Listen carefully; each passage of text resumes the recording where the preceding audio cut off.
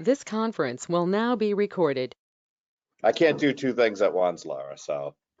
You have to learn to multitask. Okay, thank you, Jason. Yes. Number 2, we are at the minutes of August 3rd, 2023. I'll entertain a motion to approve. They were emailed to everyone. I'll vote to approve the minutes, Alan Pease. I'll second. And your Who name? seconded? Yeah, Cunningham second. Thank you. Any discussion, additions, corrections by the board? Hearing none. Jason, would you take a roll call vote, please?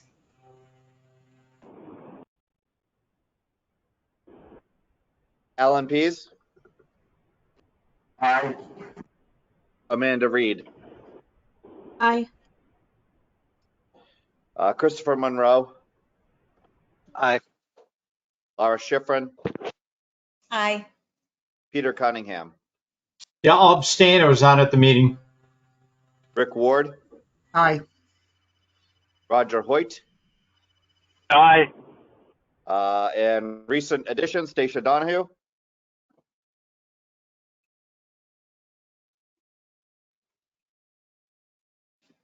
Stacia? She unmuted? I don't have her muted. So I I think guess her screen is frozen. okay. Okay. And that would be it for MRPC representatives. Okay, so the motion passes. Thank you, everyone. On to the cash schedule. Who is presenting that this evening? Bob Schwartz isn't here. I can present if you want, Glenn. Mac, if you're going to volunteer, I think that's a good idea, if that's okay with the chair lady. Yep. So, Yeah, I'm on the phone, so I can't see it. okay, yeah.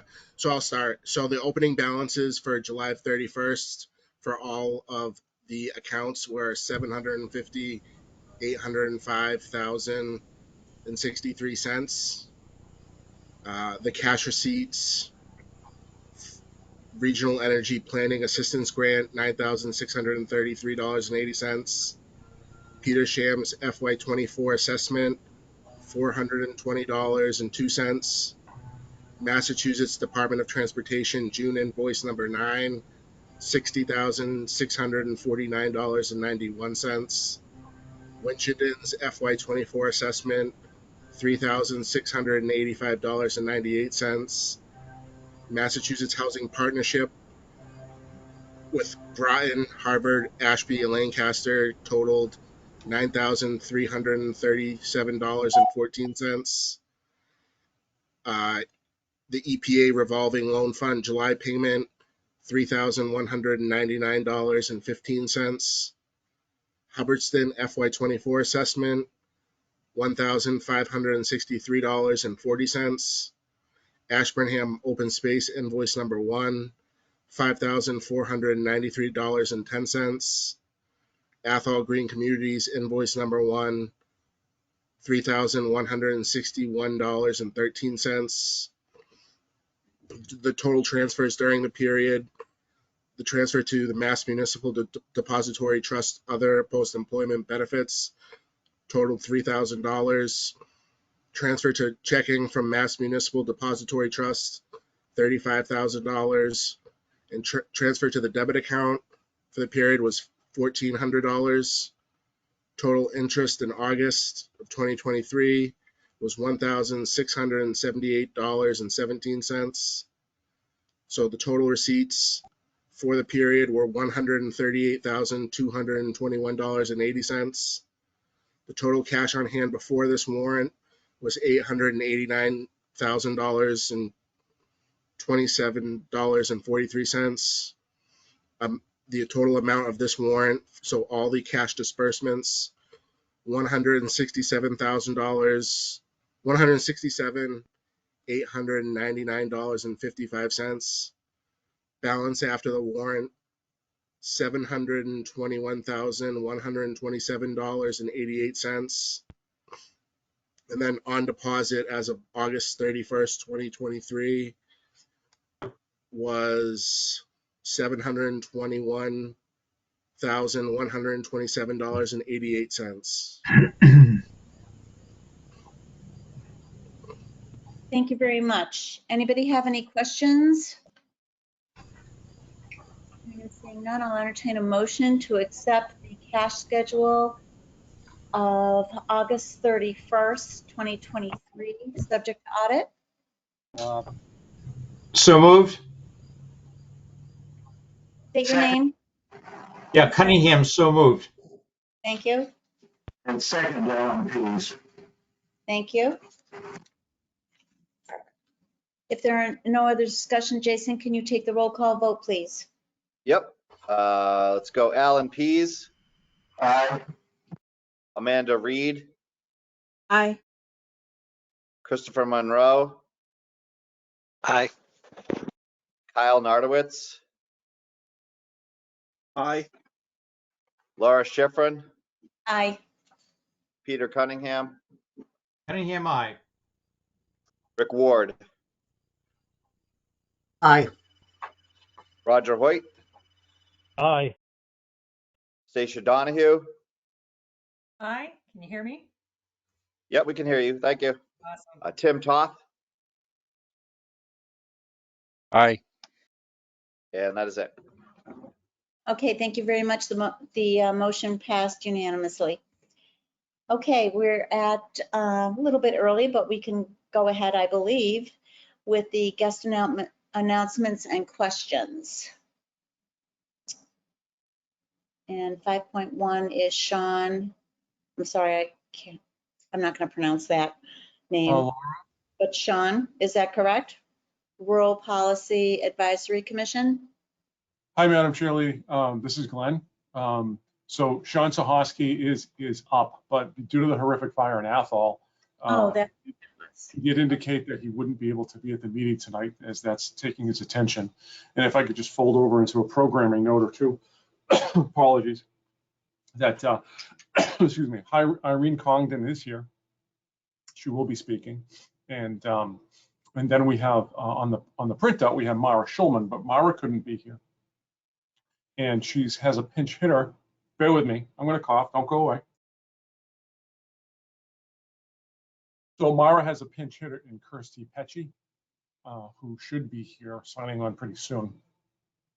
Irene's going to talk to us in her role of Municipal Assistance Coordinator about the Mass TOS and implementing waste reduction plan that MRPC and other partners created back in 2005. So basically, without further ado, Madam Chair Lady, if you want to turn it over to Irene, and then once Kirsty Pecci comes, we can turn it over to her. We hope to be done by about 8:15-ish, and then we can go into administrative matters after the two speakers. I should say for the record that the Conservation Law Foundation, Mara Schulman, but the pinch hitter, Kirsty Pecci, they're going to educate us about some pending legislation tonight about bottle bill and single bag bin.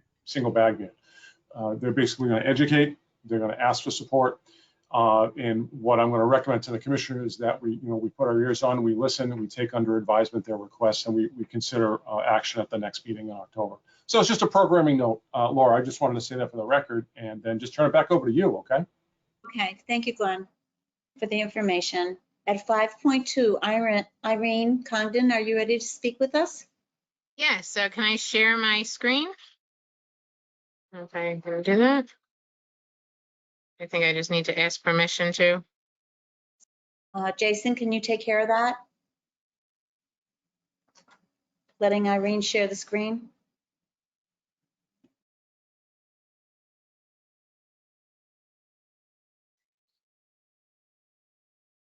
I'm sure he's working on it. I have to find my name in. I got a lot of people. I think he just did it.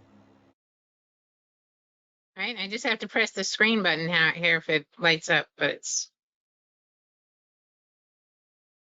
it's not lit up. Oh, I think Jason actually just disappeared.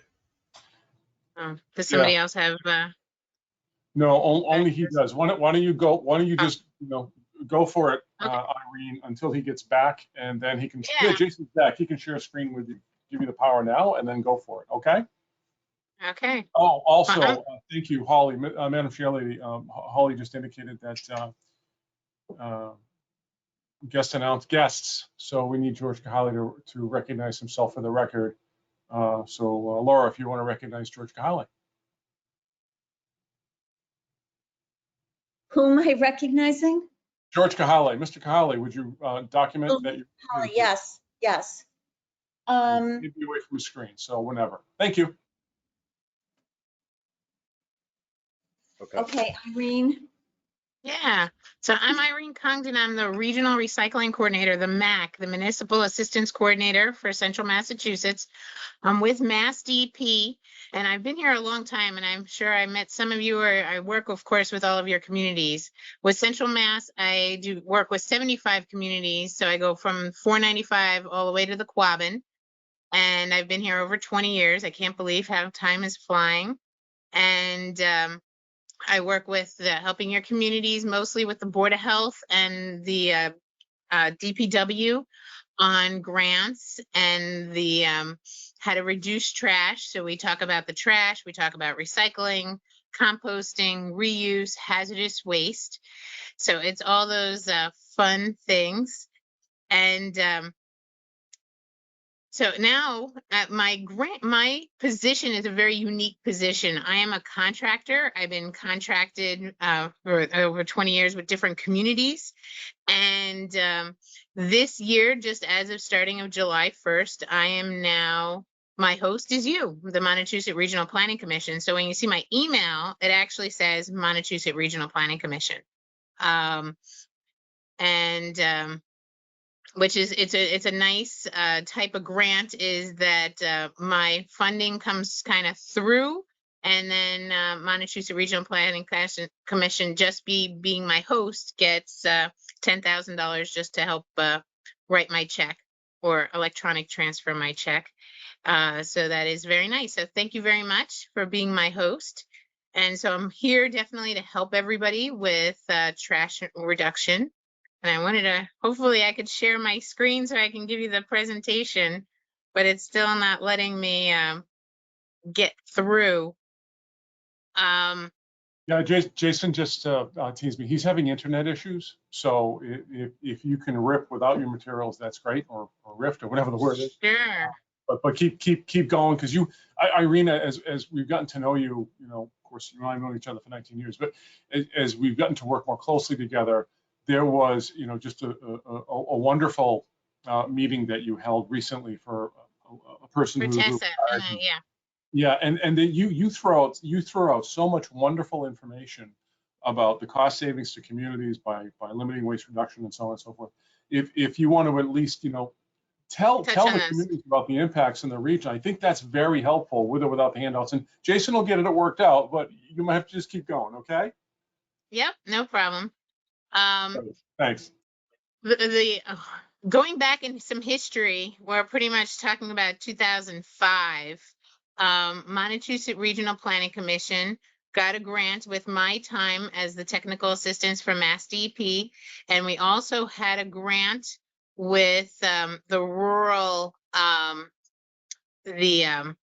have it right here, and I had it in the other, part of a USDA grant for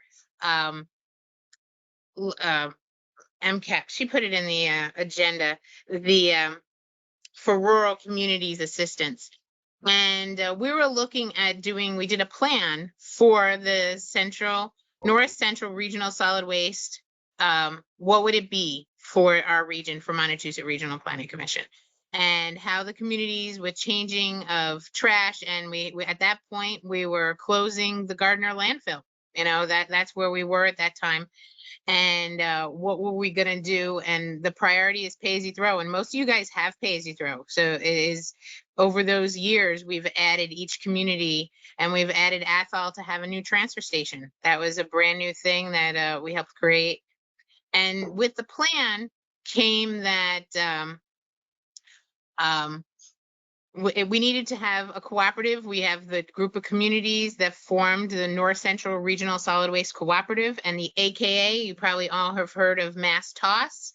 Mass Toss then hired Tessa David in 2005 to be the director.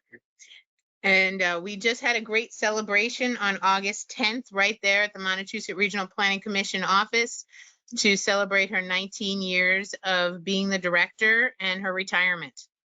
Tomorrow, I'm actually going to be on a call with her and a few others, I think with Groton. And I think Royalston will also be on the call to interview 2 possible people that could take this position. So we've been waiting to see if we could get somebody to fulfill her shoes. But I wanted to share today, you know, what she's done. Because it is just really nice when we're in the planning mode. We put a lot of stuff on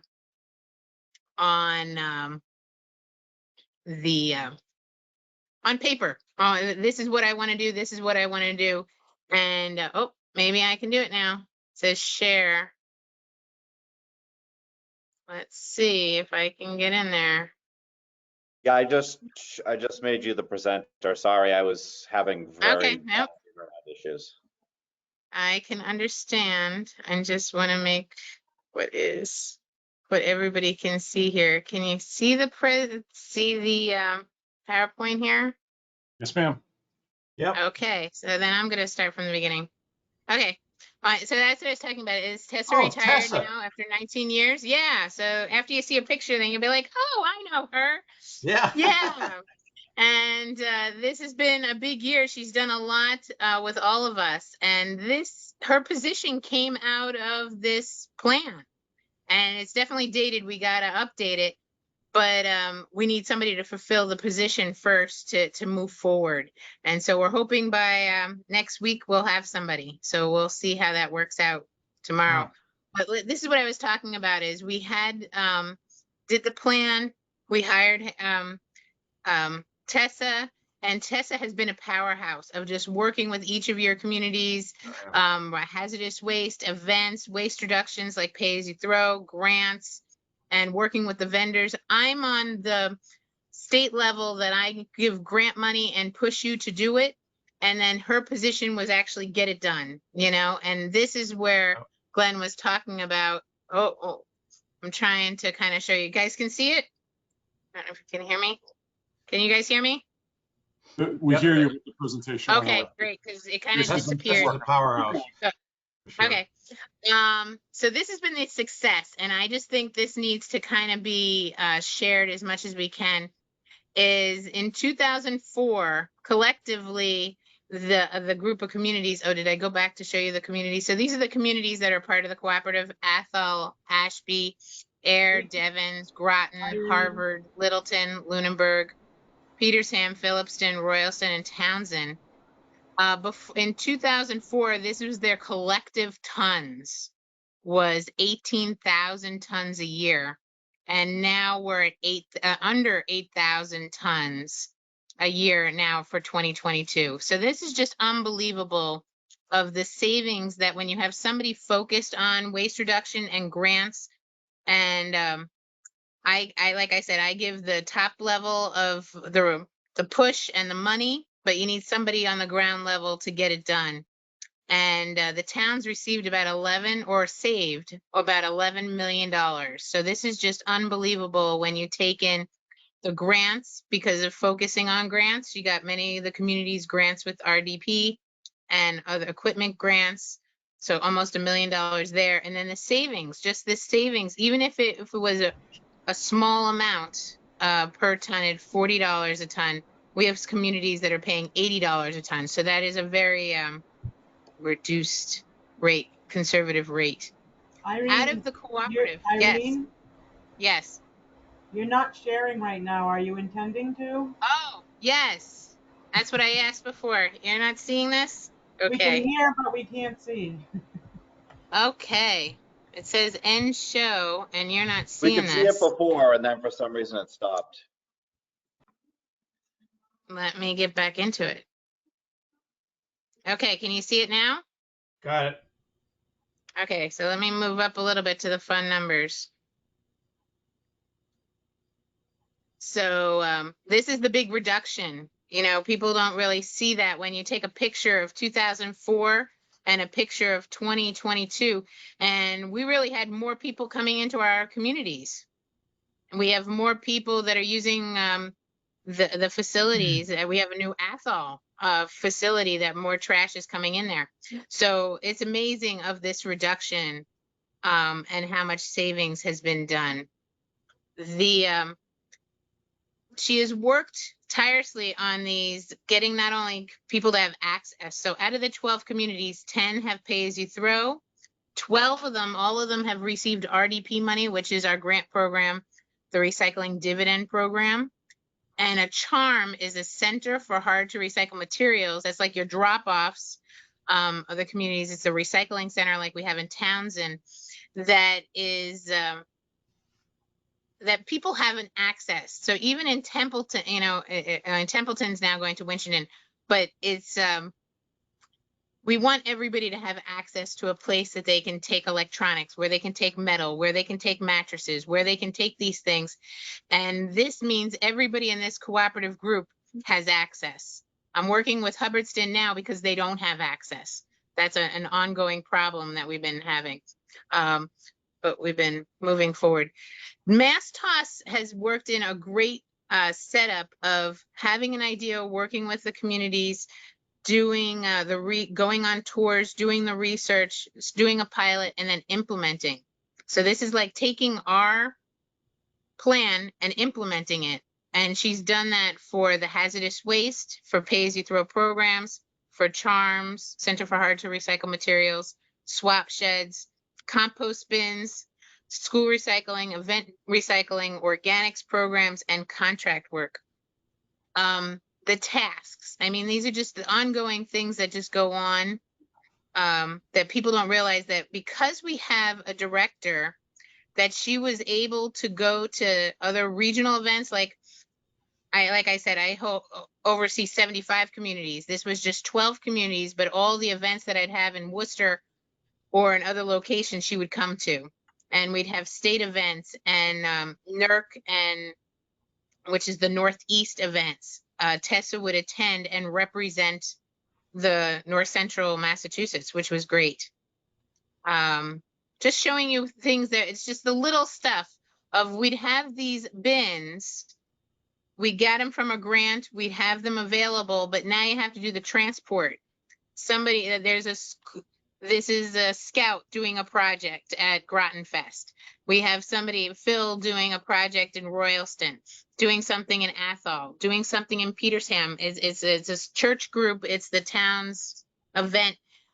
That connection of actually literally housing and transporting these event bins and the signage is key to make it work. Composting. We got the kitchen scrap buckets, and we have programs now in Groton and Air. And we have curbside programs in Groton, and it's moving forward. So a lot of communities now have little Black Earth is in and City Compost in Groton and Gardner is collecting composting from people's houses. So there is more availability to recycle compost at home or at the drop-off or at your curb. And some of these different things about textiles, I'm sure everybody has heard of the mattress ban that was last November. Textiles was also a part of that, but we were doing textiles for years, for the past at least 8-10 years, on having events at schools, working with scouts, putting bins in all different drop-offs throughout the region. Reuse, going to different sites. On the bottom here is Townsend's. We had our first zero waste event, and our next zero waste event will be in the Air Shirley. This is the first public time I'm telling you this, so if you want to write down the date because it will be live soon, is October 21st. We'll be at the Air Shirley Middle School having a great zero waste event. And we'll be having the flyer out soon. I just have a few more little details, but we got tires for free and mattresses for about $35 each. So that's like the cheapest you can get. The goal we have on a state plan is to reduce our trash by 30%. And you saw before, really, we've already done over 50% in the region. But we give Tess on the side here, we work together to recognize different communities for their hard work to when they reach the 30% waste reduction. And it's just important that communities know, be recognized for all their hard work. School recycling, getting in the press. So even though Leominster was not joined as a group, Tessa worked with multifamily recycling to do pilots. And that is something that we are looking into, is with this new position that maybe the cities would like to join in, or some other communities that have not participated in the past can join into the mass toss with this new director coming on. The big project that we had, and this is a thing for all of you, this was the hazardous waste facility in Devens. It is still a model program that everybody is using, of communities coming together to have 20 events a year, pretty much at a cost less than what they were doing for one event a year. And everybody has more access because, of course, the second you have an event, it rains and you can't have it, or somebody finds out they're moving the next day and needs a place to take their hazardous material. By having this position and being part of the cooperative, the IQ kit was increased quality of recyclables. And at Groton, they had all these little boards that had a lot of writing on it all over the time, and not everybody would read them. And we color coded the whole transfer station to make things like, this is the recycling area, this is the trash area, this is the reuse area, this is the organics area. And that information then could be used throughout the entire region and state. So things that we practiced and implemented in mass toss is being used elsewhere as well. Groton also received a grant for the building there that has a baler in it to bale recyclables, an industrial baler, and they have this glass crusher that has material, and we'd love that material to be used for other grading and reuse stuff. Right. And then I just have questions. I know I'm giving a lot, but this kind of shows you where we do some implementation, we do some planning work on our end, and it becomes a person and comes real work. And then it's teamwork with the state and with the community. So I'm back here if you guys have any questions I can take. I know I went through it fast. I just wanted to thank you, Irene. That was great. I just wanted to ask Peter if he wanted to talk about how Groton is doing with all of those things. If it's working well, if the residents like it, all that. Yeah, thank you, Karen. Yeah, I mean, Tessa's been a powerhouse in terms of recycling and sort of, getting the town focused on that. I'm glad to see that she's been doing more, certainly on a regional level. But there's a lot that's happened. A lot of the things that she's brought on. You mentioned the glass crushing and recycling. That's material that actually is being used by a highway department in different places, where previously they might have used crushed stone in certain applications along sidewalks and things like that. They're using crushed glass now. There's just a whole lot of other things like that where they're utilizing some of those recyclable materials for other things that sort of benefit the community. So it's been a very, very, very positive experience. And our transfer station is something that's it's something a lot of people participate in. I mean, people can pay to have their trash picked up, but there are a lot of people that actually go down there and use it, and it's very well organized. So when you go in, you know where to put stuff and get rid of stuff. And we also, in terms of organics and recycling, we have a contract with, I think it's Black Earth Recycling, and they actually are taking some of the, people can take their, organic materials down there, and then they can get in return after, a couple of weeks or something, they get back, compost that they can use in their gardens or yards or wherever else like that. So it's been a real positive, and a lot of that was due to Tessa, and she's a very enigmatic way of engaging with people, and it's great. She's the type of person it's very hard to say no to. Let me put it that way. And she does a great job at what she does, so she'll be missed. It's hard to find somebody that fills this position. That's why we've been going, but I'm hopeful. But we all have to work together. And I think that the one thing that people don't realize is this position has been like my position. It's been a contracted position. It's been like a part-time position. It has had no benefits.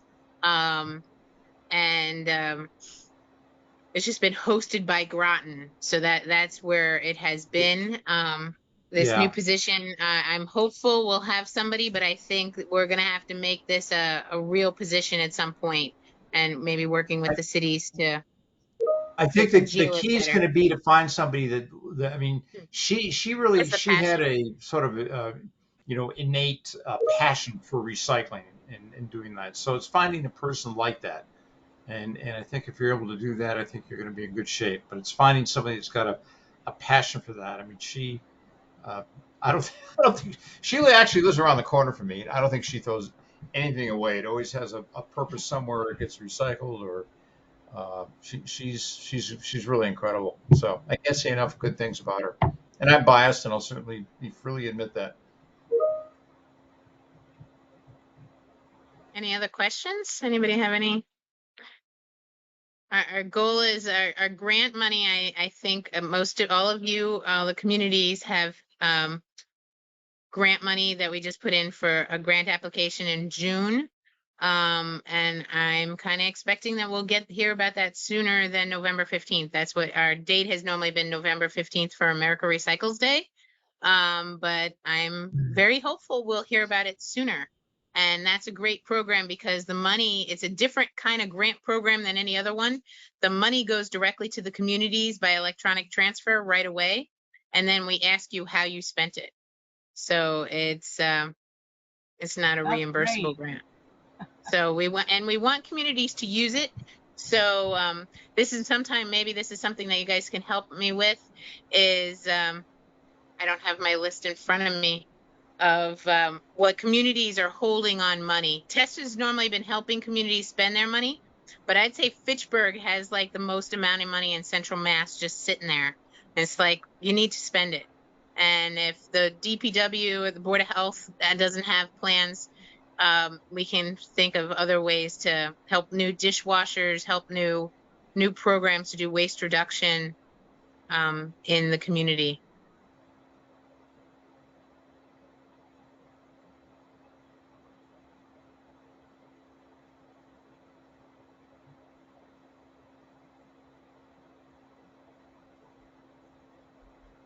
Irene, is that it? Or do you have more? That's it. That is it. Cool. Thanks. Thank you very Anybody much. can call me. I can put, I don't know if there's a chat. Is there a chat box? And I can put I had it in my presentation, but I went through it so fast that if people want my email or anything. There is a chat box. Okay, I see it. So I'll just put my email, and if anybody has questions, they can email me. Always, and I'll put in there the recyclesmartma.org is our website for all things what can be recycled anywhere in the state. Thank you very much, Irene. Appreciate your report and all your efforts, all these past years too. Glenn, is our next speaker in attendance? She is not. I don't see her. And also we did email her and reach out, and she did register for the meeting. So I'm going to presume that if we could do a last call for Kirsty Pecci, I don't see KP in the room. If she's not here, then we can move on to other things. If something happened and she pops on, then I can always pause and go back to her. Okay. However you'd like to proceed.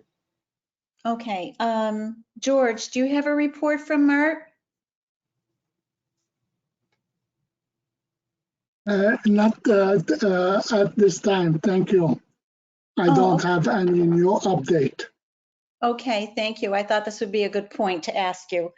Well, let's go Yes. on. If Glenn, if you're okay with this, I'd like to go on to 6 for administrative matters.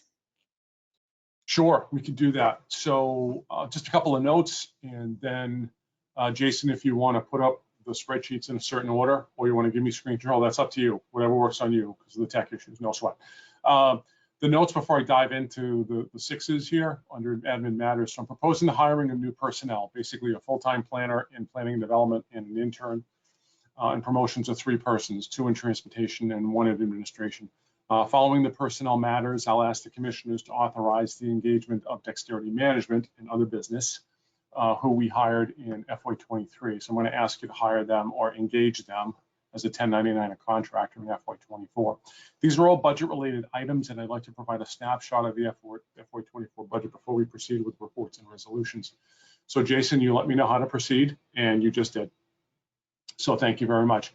So what I did was I color-coded a couple of highlights. We're going to hit some highlights on the revenue side, the expense side, and then in the salaries chart.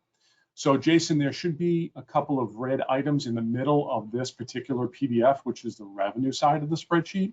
So I had a great conversation with Karen Chapman on Tuesday. I almost said Monday, but I hope we all took the day off, and I hope everybody had a great weekend, by the way.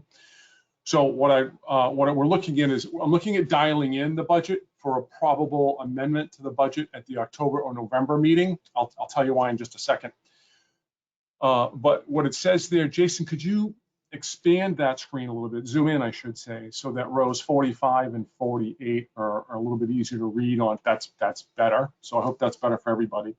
So what I'm trying to dial in right now is I want to see the Lancaster Master Plan update and the Westminster Master Plan update. They're both for $123,500, I believe. So we plug those into the budget. And Karen, I'm going to say some things, and then I'm going to ask you to correct me where I'm wrong after I finish the revenue thing, okay? So I'd appreciate that help if you'd be so kind. So what I'm recommending now is we're kind of dialing in by pulling out this revenue until grant announcements happen for the Massachusetts One Stop program. Some of these revenue sources here from rows 44 to 50 depend on One Stop grant proposals being awarded. And I believe these are 2 of those. Karen, am I right or wrong? Are those One Stop for those 2? It's a nod. Okay, I'm seeing a nod. And feel free to talk, Karen. That's true. It's not a problem. Okay. Thank you very much, Karen. I appreciate the help.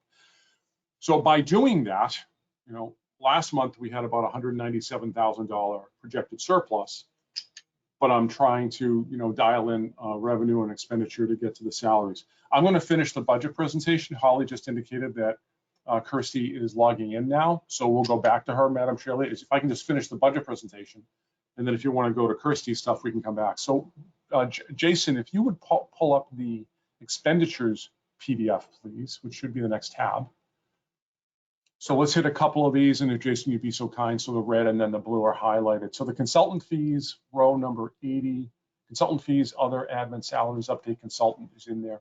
So that number was $15,000 when we adopted the budget. What I'm playing in the spreadsheet with here is I added 50 grand. You'll see later the hiring of Dexterity Management is based on using some of our MMDT money, Mass Depository Trust cash, plus also municipal assessment revenue. So that's 50 grand. That would be the difference between the 15 and the 65 you see there. So that's a possible change, all right? And then I just wanted to highlight, pardon me, I wanted to highlight and expand on my answer to Christopher Monroe at the meeting we held. And thank you all to those of you who made it for burgers and hot dogs here in August, a month ago, when he asked about having a capital plan. And I said, no. And then I said, wait a minute, no, yes, we do have the money in the budget. So those 2 rows that are highlighted in blue, the small tools, equipment, and furniture, and then the equipment/furniture purchase, the 2,000 plus the 13,000. Those are basically the line items that are in the budget that were adopted in June for FY24 to be used for capital purchases, i.e. I threw out the furniture and tech issues I talked about. Better conference room furniture, and then transportation, then GIS, and then over here in the planning development side, the admin side of the budget. So those are basically adjustments that would be affected by votes later on. Jason, if you would show the salary table finally, and then Madam Chairleader, I'm going to throw it back to you to ask Kirsty to talk as our next speaker. So this is the salary table. Jason, if you want to make columns A and B more prominent in the center of the screen, generally speaking, that's fine. I can go down. They don't all have to be on the row at the same time. The reports, resolutions, the promotions, the hirings that are in narrative in your handout relate to the salary table here. I apologize to everybody who has accounting background, and I don't like using red in numbers, but I'm just using it for highlight. These are not negative numbers, by the way. So these are not deficits. They're just highlighted, but red just stands out the best when you have meetings like this. So apologies, but that's why I did it.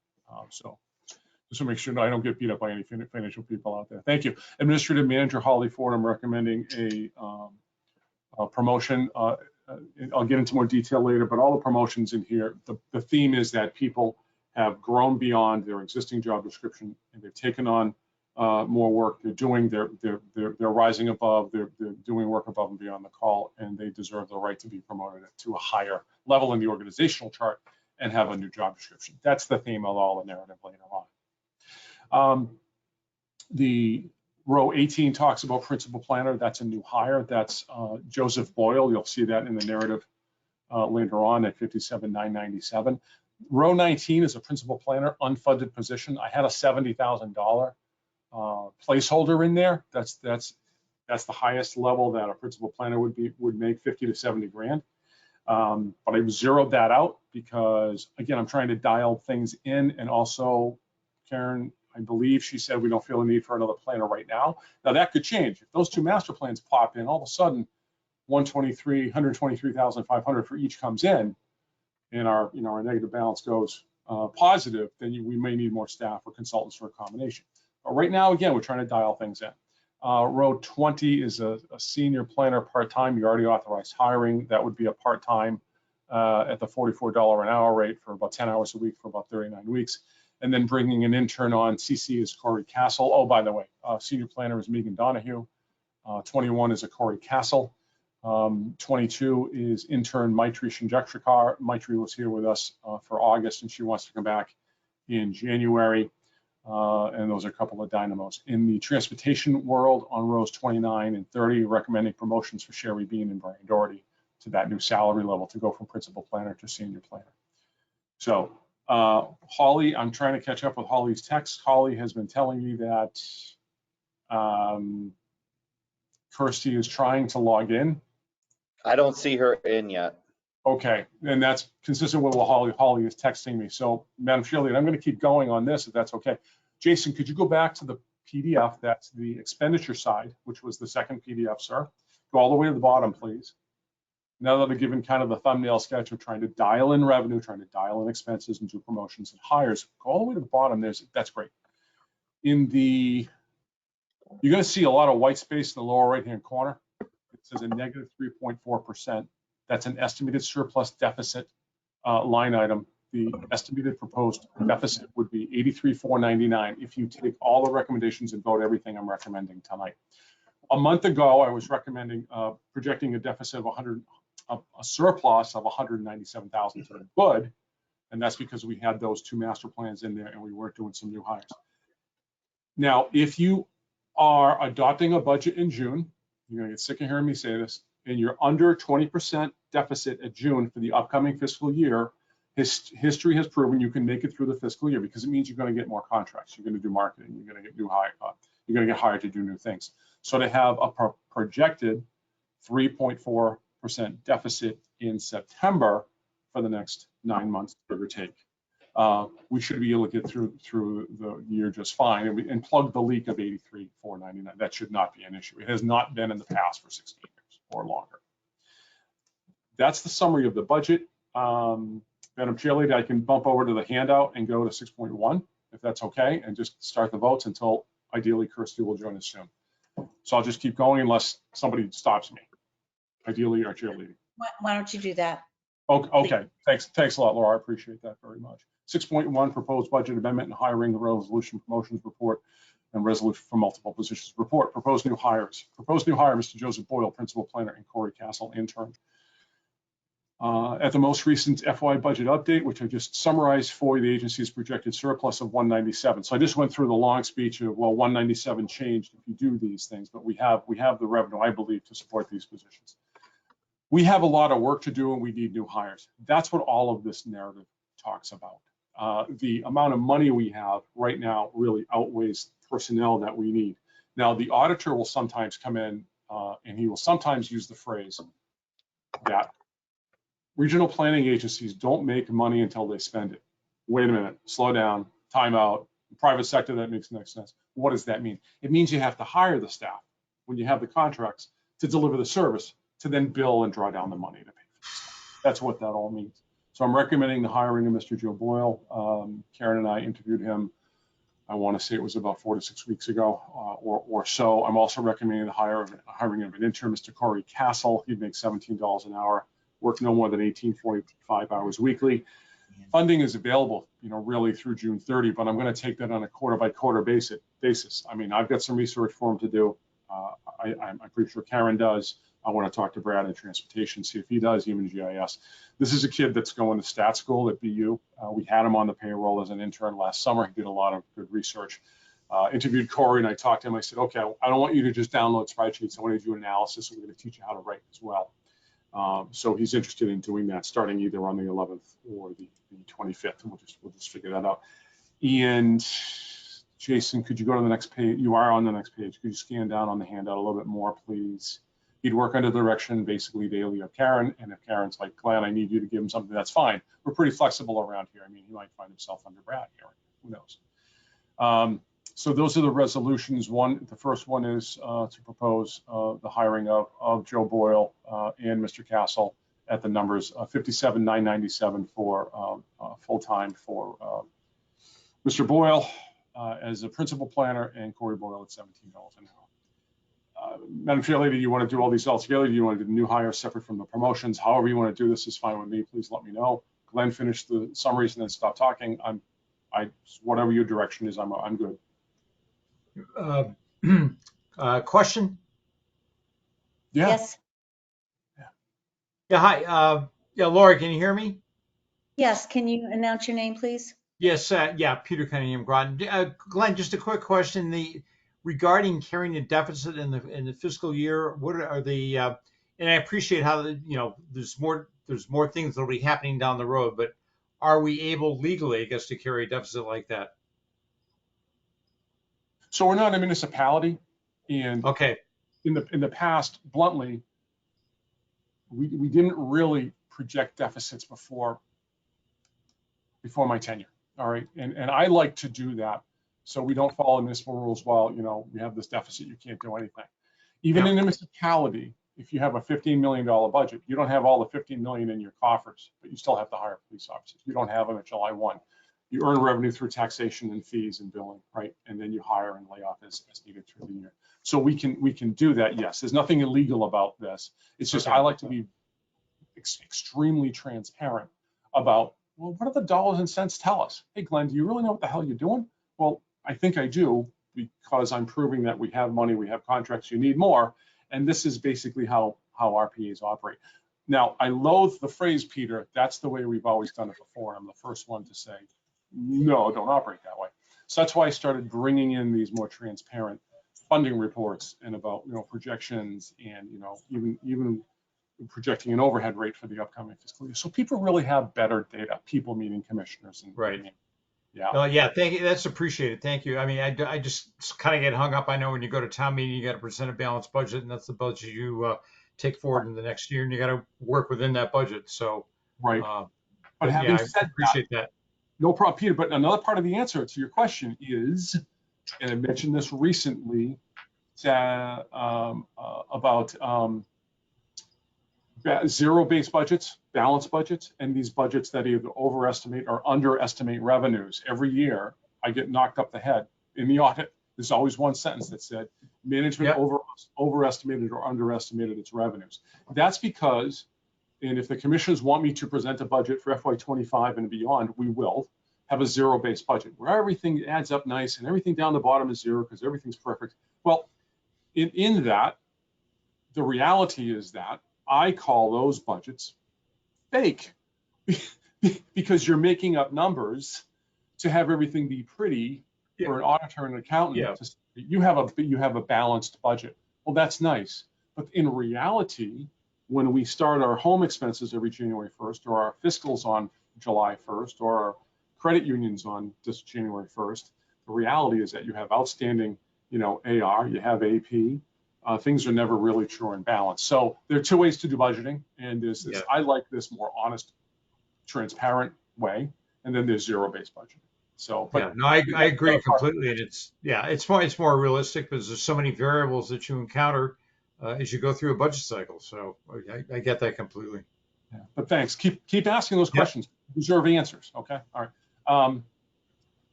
Holly texted me that Kirsty's here, but if we could finish this, that'd be great, and we can go to Kirsty because I don't think we'll be that long. Having said that, if we can go down to the promotions side, Jason. So basically, the Sherry Bean, principal planner in transportation, and Brian Doherty, principal planner in transportation, have both shown that they are exceeding the expectations of their principal planner job description, and they've earned the right to ask for and be promoted to the level of senior planner. I will say that the bottom line is they've earned this. That's the bottom line. And this would bring these people in parity with a couple of other promotions to senior planner that we just had in the planning development department. And I apologize to any and all who are listening that if I had the foresight to do this in August, I would have done it. Brad brought this to my attention a few weeks ago and said, we're out of bounds. You're right. So I want to follow my sword. I should have done this in August. I apologize to everybody for that. So basically, this paragraph talks about promoting Sherry Bean to that level of 86.5. And then the next down below on the handout should be a Brian Doherty paragraph. Jason, if you want to scroll down. And then there's a resolution for Sherry, and it's a similar thing for Brian. Brian, I just want to point out, and it's in the narrative, that he did on his own initiative pursue a certification from the American Planning Association, as he is now a certified planner, American Institute of Certified Planners, and he did that on his own. One day he came to me X months ago and he said, hey, I've been pursuing this. Would you support? I don't know if it was the payment for the test or whatever it was. And I'm like, oh my God, I didn't know you were doing this. Of course, taking the initiative, taking the lead, doing above and beyond the call. That's why people deserve and should be promoted. Could you scroll down, please, Jason? I think that concludes, but I just want to make sure. No, it doesn't. No, it doesn't. And Holly's killing me right now. I'm getting daggers from her eyes. Glenn, don't forget. So this is why we have stuff written down. Sorry, Holly. Same theme. Holly has grown so much since. Holly, was it 2015 you were hired? I got a nod and a thumbs up. Okay, great. Holly was hired to do one role, and she grows every month and every year. When Linda Parmenter left, yes, we asked Holly to step up to the plate and promoted her to an administrative manager. But she has proven that she has taken the lead and the initiative, and she's expanding her knowledge, not in just human resources, but also finance and helping the financial department or fiscal department, but also helping me with our sister agency, Montezut Enterprise Center. Holly has a world of depth of experience before she came here in the world of finance and training and overseeing personnel. And she's just become a lot more than a right arm in HR. So in so many respects, Holly deserves to be promoted also, and I depend on her. And she's also, and this is no small task or matter, but when we talk about employee morale, Holly has taken the lead on programming that creating a program for that for us. So basically, 2 hires for Mr. Boyle, and then a principal planner, 57,997, I believe, just under 58 grand. An intern, part-time, 1875 a week at $17 an hour, promoting Sherry and Brian from principal to senior planner, and promoting Holly from administrative manager to administrative and human resources director to continue the good work that they do. The last thing I will say is that as far as the promotions go, this is an odds phrase, but I'm doing nobody a favor. People who are being promoted there will be more expected of them. But you know what? They're already doing it in many ways, and they're going to do more. So I don't recommend promotions lightly, and I wholeheartedly recommend that these people be hired, Mr. Boyle, Mr. Castle, and be promoted. This has been Mr. Doherty and Ms. Ford. And that's all I have as a summary. Thank you, Ms. Schifrin, if you're there. I know you're there. I'm going to unmute myself. Thank you, Lauren. And listening. And okay, so I'm going to ask the board, what is your pleasure? Would you like to stop this for a moment and have Christy give her presentation, and then we come back to this? This is several resolutions here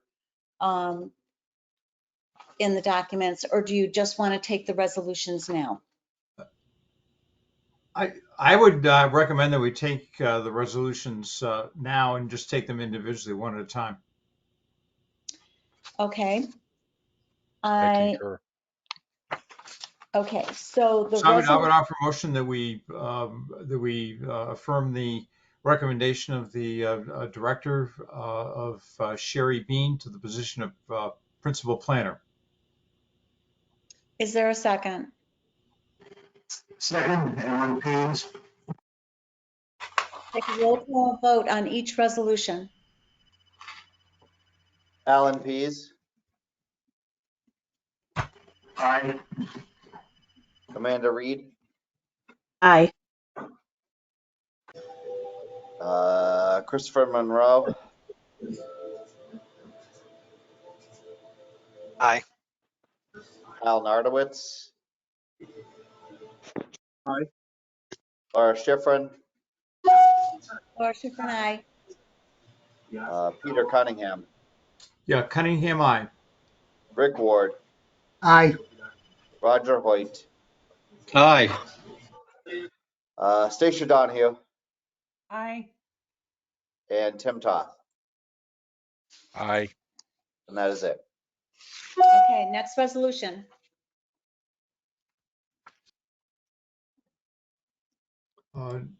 Yeah. Take Next, a motion. could we scroll back down? I'm not seeing it. Which one are we looking for right now? We just did The one that Sherry. came We're after looking for Sherry. The one that came after Sherry Bean. Brian Doherty. So yeah, Brian. Yep. And then we can do Holly.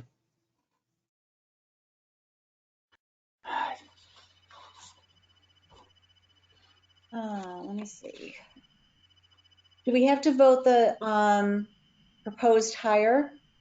Yeah, why don't we? Well, we hit Sherry Bean. I think next up was Brian Doherty. Is that correct? Sherry If Bean you is. want to stay with promotions, I recommend Mr. Doherty and then Ms. Ford, and then you can go back to the new hires, Mr. Boyle and Mr. Castle. That's up to you folks. All right, I offer motion that we affirm the recommendation of the executive director for Brian Doherty for the position of principal planner. To the position of senior planner. I'm sorry, right, currently principal planner, but the position of senior planner. Thank you, Peter. Just to make sure we're cool. Yeah, got it. Okay, motion's been made for Brian Doherty to be promoted to senior planner. Is there a second? Second, Alan Pease. Okay, roll call vote. Alan Pease. Amanda Reed. Aye. Christopher Monroe. Aye. Kyle Nardowitz. Aye. Laura Schifrin. Laura Schifrin, aye. Peter Cunningham. Yeah, Cunningham, aye. Rick Ward. Aye. Roger Hoyt. Aye. Stacia Donahue. Aye. Tim Toth.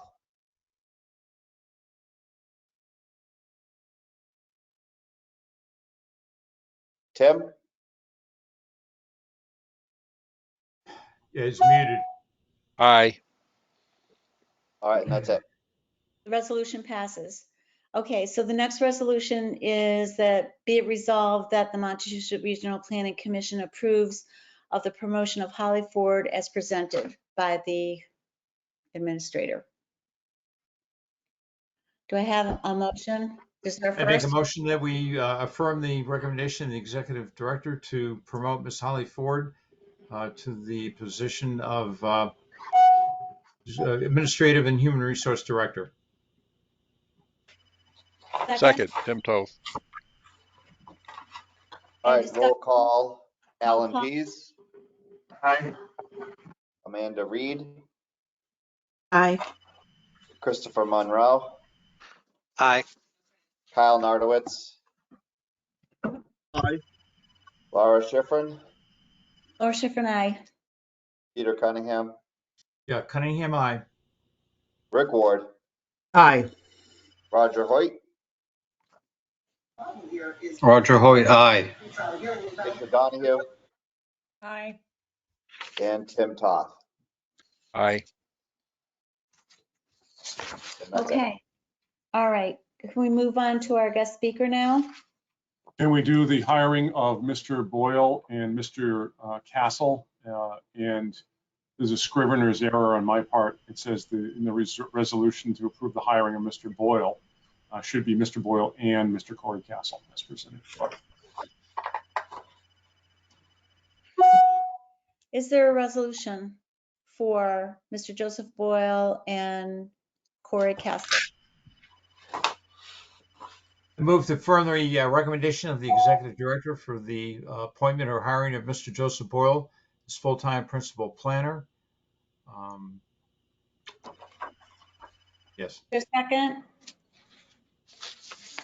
Second, Alan Pease. Okay, roll call. Alan Pease, Aye. Amanda Reed, Aye. Christopher Monroe, Aye. Kyle Nardowitz, Aye. Laura Schifrin, Laura Schifrin, aye. Peter Cunningham, Yeah, Cunningham, aye. Rick Ward, Aye. Roger Hoyt, Aye. Stacia Donahue. Aye. And I think if I heard him correctly before, I think I've been saying this wrong. Is it Tim Toth? Correct, long O. My apologies for before. No worries. I vote aye. And that's it. Thank you. Thank you, everyone. I believe we are now going back to 5.3. Is that Yes, if correct? we could have Kirsty present before we go back to 6.2. Thanks, Madam Chair Lady. Kirsty? So Kirsty, you're here from the Conservation Law Foundation. You're pinch hitting in the last few hours for Mara Schulman, who had a matter to deal with. And thank you very much. I did preface before you came in, I told the commissioners you're going to present on some pending legislation. For everyone's information, regional planning agencies, historical footnote, are asked sometimes to testify on pending legislation. This agency hasn't done that in a lot of moons. Not that we can't by law, it's okay to do that. Kirsty's going to present something, and then we're going to take it under advisement, and then we'll debate it more in October. But that's kind of the setup. And Kirsty, take it away and educate us if you would be so kind. Thank you for your time this evening. Oh, my pleasure. So my name, as we said, can you all hear me? All set? Okay, great. So it's the first time using this program so if something goes wrong, just let me know. So my name, as we already said, is Kirsty Pecci. I'm an attorney. I grew up here in Sturbridge, Mass, went to Tantascwa. So I am a Central Mass gal, which, a lot of people go straight from east to west, as you know, and they forget about the best part, as I always say.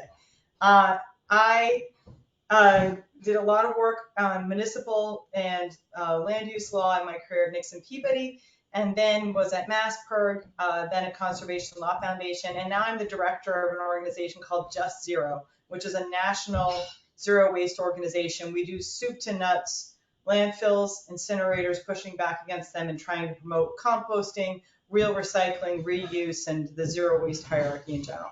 So anytime I can be a resource to you folks, please let me know. I love all the planning commissions. My work at MassPIRG did a lot of transportation, which is where I first got to know a lot of the work you guys are doing, and I think it's fantastic. So thank you so much for all your hard work for the region. I really appreciate it. So I am going to share my screen and buzz through the waste problem as a whole in Massachusetts. Stop me anytime you have any questions, or if there's anything that you'd rather, want to go down the rabbit hole on, I'm fine with that. And highlight 2 bills, expansion of the bottle bill and a plastic bag ban. There are other bills that are up this session. As you know, we have a 2-year session in Massachusetts. It won't be over until next summer, almost a year away. A lot could happen between now and then. So, something else may have legs in the interim. If you have questions about other bills or want a more complete list of what's in play regarding waste issues, just let me know, and Mara and I will do that. Mara is at Conservation Law Foundation, which is where I was until about a year ago. She's fantastic and has learned a lot, but unfortunately she had to have a procedure done today and it didn't work out that she could be here. So I am going to try and share my screen. I don't know if it's going to let me. No, it does. It says that I am not allowed to. Let me see. So Jason will need to give you permission to do so. Jason, are you working on that? Let's see. Because he's managing the tech. I already made her a presenter, so you Okay, let me should see. see like a gray circle that says screen, has a little screen with a like a line through it. Let's see. I see it's not gray, it's black and it has a line through it. Okay, try down at that. the bottom. Can you click that and see if it does anything for you? Okay, so to share my screen, when I click it, it says I can go to Microsoft Edge tab, window, or entire screen. Sure. So you could choose there if you could do your entire screen, and then you could share whatever you want to once you pull that up on your screen, or you could share a particular application. So if you're sharing a PDF or a PowerPoint presentation, you would just share that or click on that program, or again, your entire screen, and then just click share. Yeah. I'm trying to do entire screen, but it's not giving me a blue tab once I do that. Let's see. Screen, and then it should be down below. You can't then just hit the share button. Nope, it's shattered in such a way that it won't share. I have a choice to cancel it or share, but share is light blue. It's not letting me tap on it. Huh. Let's see. Let me see if this works. Wait a second. I went to window to see. How about now? There you go. That works. All right. We see it. All right. Let me try and give you my. How about now? Are you seeing it? Perfect. Yeah. Okay, great. All right. If anything goes wrong, let me know. So after a few members of my team left Conservation Law Foundation, quite frankly, love Conservation Law Foundation. They work throughout New England. We were hearing from people in Illinois, Hawaii, Minnesota, wherever, that they needed help with these kinds of issues.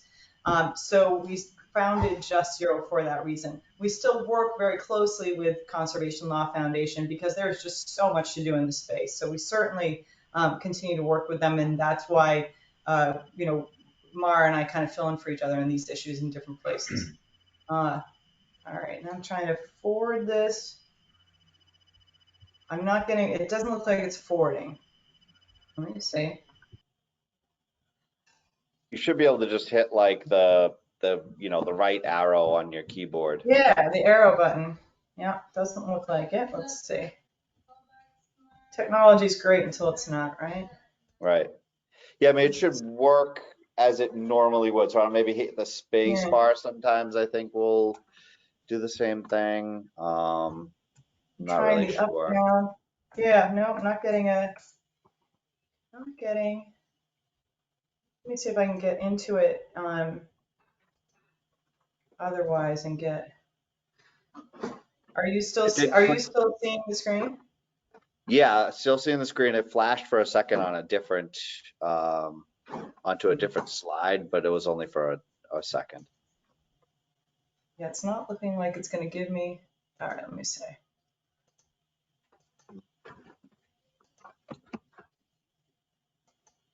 How about now? We still see just the main screen there. Let me see.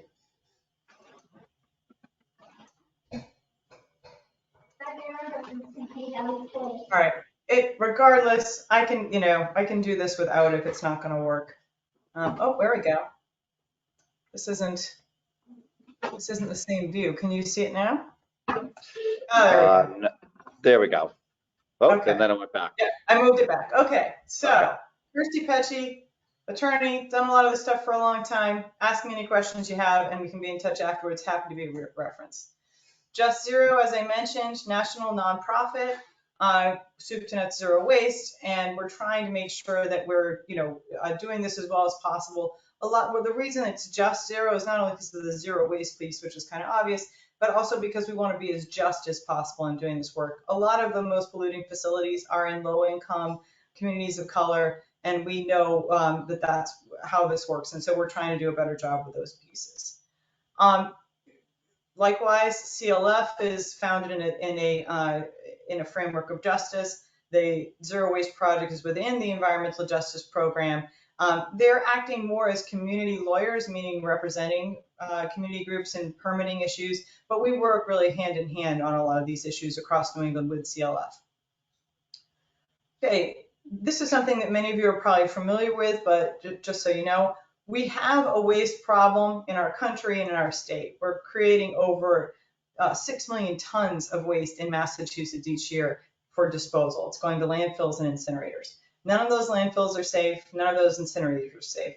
Even if they are entirely following all the rules of the road, everything that they're supposed to do, there is no way to burn trash, burn the ash left over, or bury trash safely in our current system. So what do we want to do? We want to rethink and redesign. We want to reduce. We want to reuse. Only when we've done those steps do we want to turn to recycling and composting. There's a lot of focus on whether we can recycle and compost our way out of this problem. That's part of the solution, sure. But the best way to save money and avoid environmental impact is to, frankly, be not using something, or to use something over and over and over again, and then, only then after you've done that, to recycle it. So what does zero waste advocacy look like? We're supporting legislation that promotes those solutions. We oppose legislation that promotes unsustainable waste management. We work with a lot of different organizations across the state and across the country. Environmental League of Massachusetts, Mass Municipal Association. We work closely with MAPC, who I know you guys all know.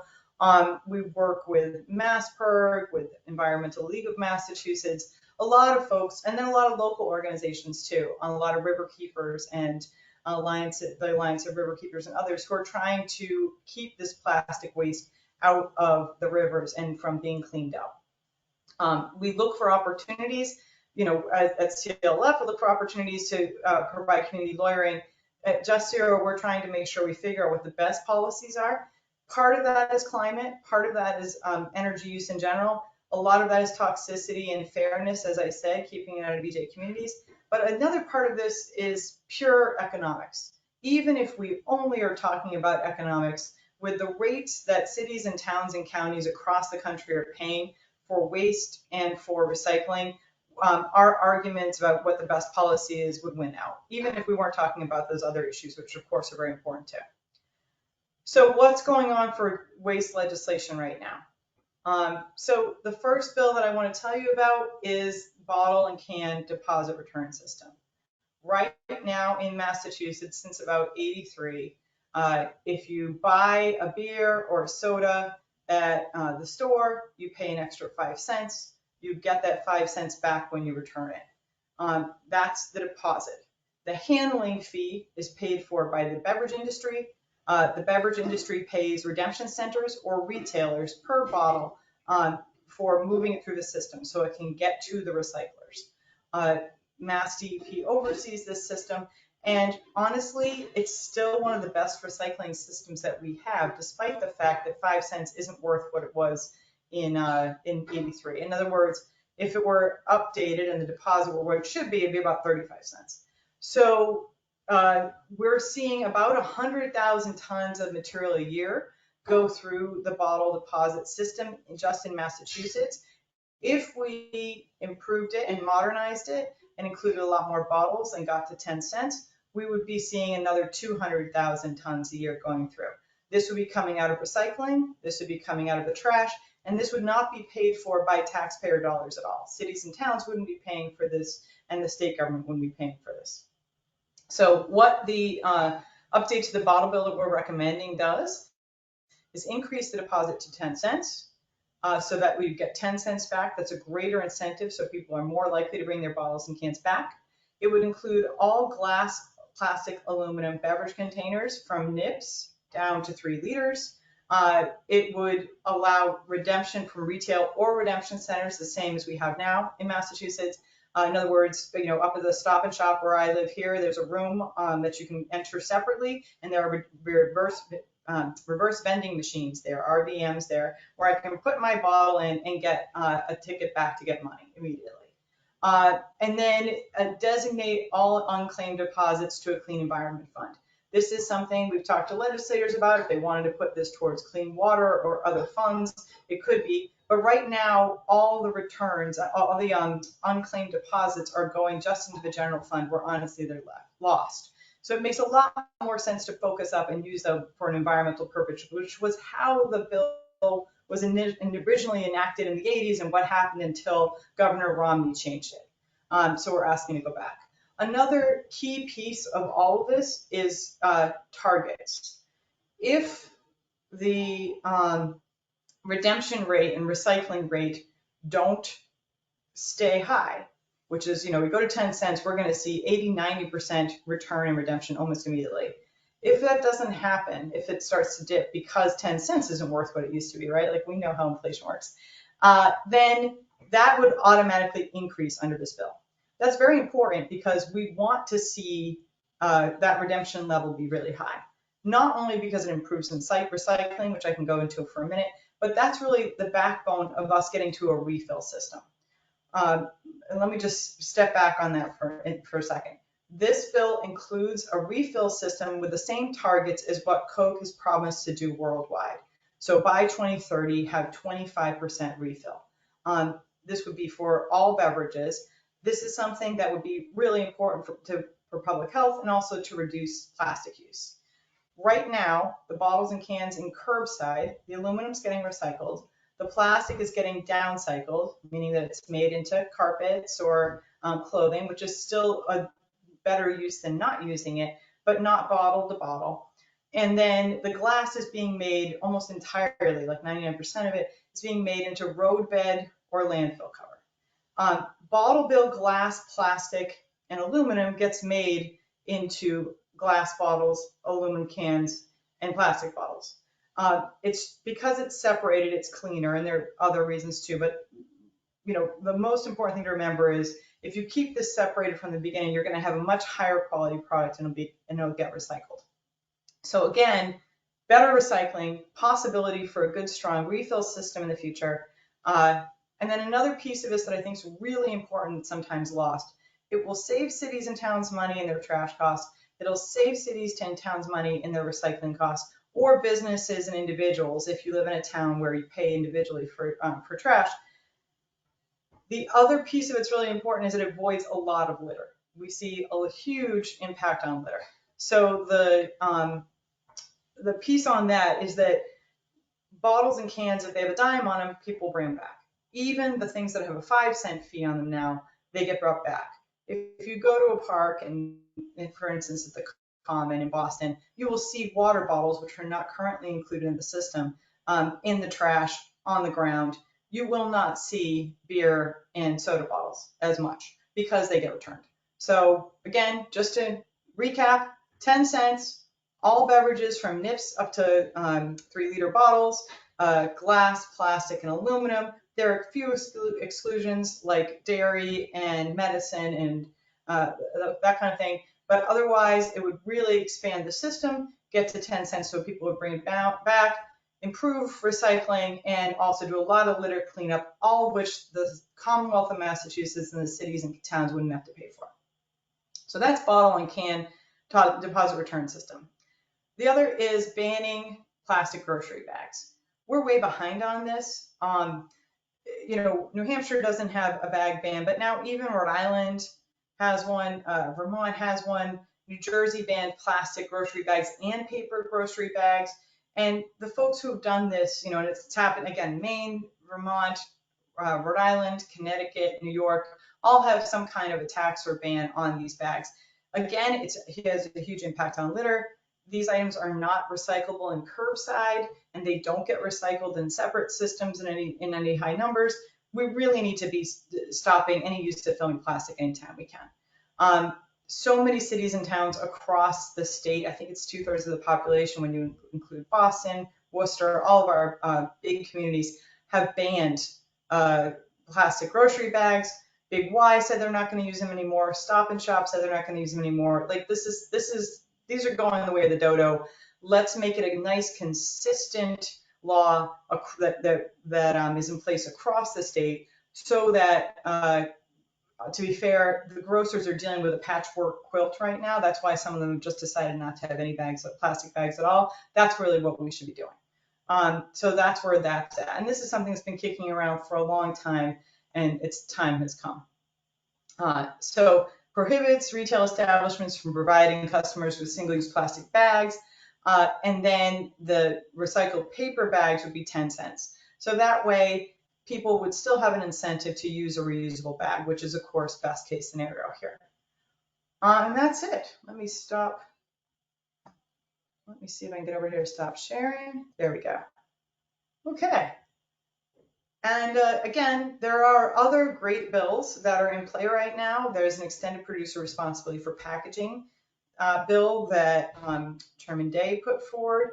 There are other versions of the bottle bill which are also really solid. There's an omnibus, 2 omnibus bills really, to ban unnecessary plastics. One of them includes black plastic, toiletry, those little hotel toiletry bottles.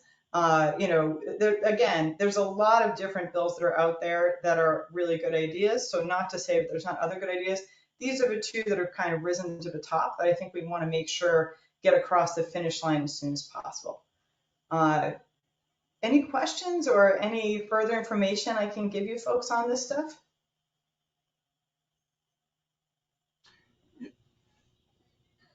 Question. Yeah, Christy. Yeah, Peter Cunningham from Groton. I just real quickly, transitioning from the ways a lot of these materials are, I guess, dealt with now to what you're proposing. Is there sort of an interim step that communities would engage in, or in terms of, like trash disposal using incinerators to dispose of a lot of trash and stuff like that? What are the interim steps that communities would engage in before getting to that goal of actual zero cleaner outcome? Yeah.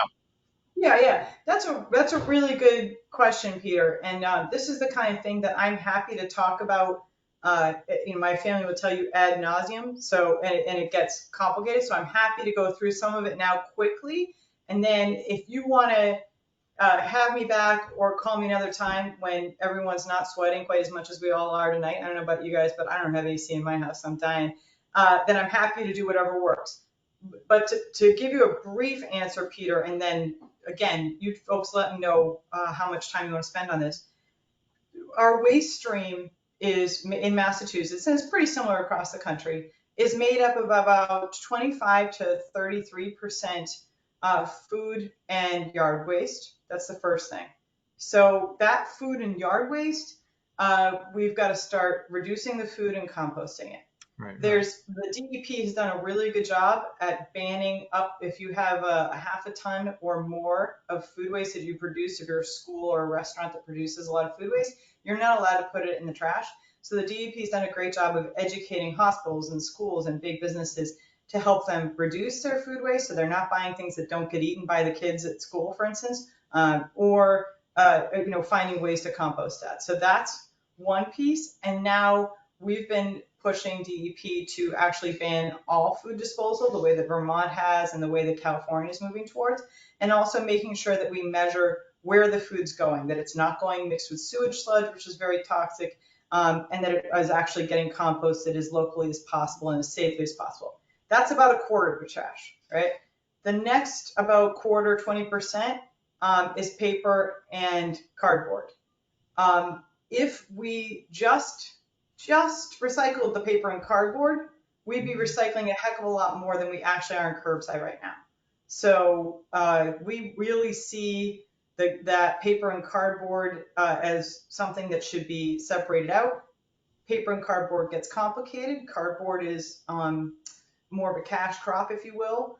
Some coated papers and some papers that might be compostable don't really recycle well. So I don't want to oversimplify that problem, but we need to be recycling that 20% of cardboard. I know that Mass DEP has worked really hard on that. John Fisher there has put a lot of time into it. Brooke Nash, before she retired, did.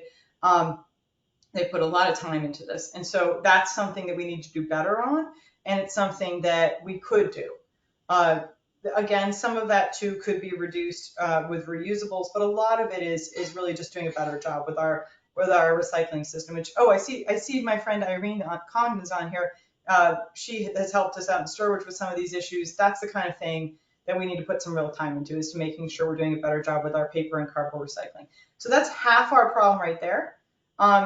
The next biggest would be 14, 16%, depending on how the housing market goes, construction and demolition materials. And that's about deconstructing at the job site. Half of it is ABC, asphalt, bricks, and concrete. That's entirely recyclable. A lot of the rest of it is recyclable. We need to do a much better job with that and save that. The city of Boston, my friend Susan's Casino over there, has been working with DEP and others. The city of Boston wants to see that deconstruction so that it actually is separated out on the job site and everything's used as much as possible. After that, 4% or so glass, which, as I said, that's this, and this is in the trash, not the recycling. That 4% glass, obviously going into the trash. About 4%, 3 or 4% metals, again, need to be pulled out. Potable would help with both of those. And then we've got plastics. Plastics are kind of your bugaboo, Peter, because number 1 and number 2 are recyclable, and we should recycle them while the system is what it is now. But it's really, really toxic to recycle them. In other words, even mechanical recycling has a lot of microplastics in the water and air. So we need to be phasing those plastics out as soon as possible. And then the other half or so of plastics are not recyclable in any market.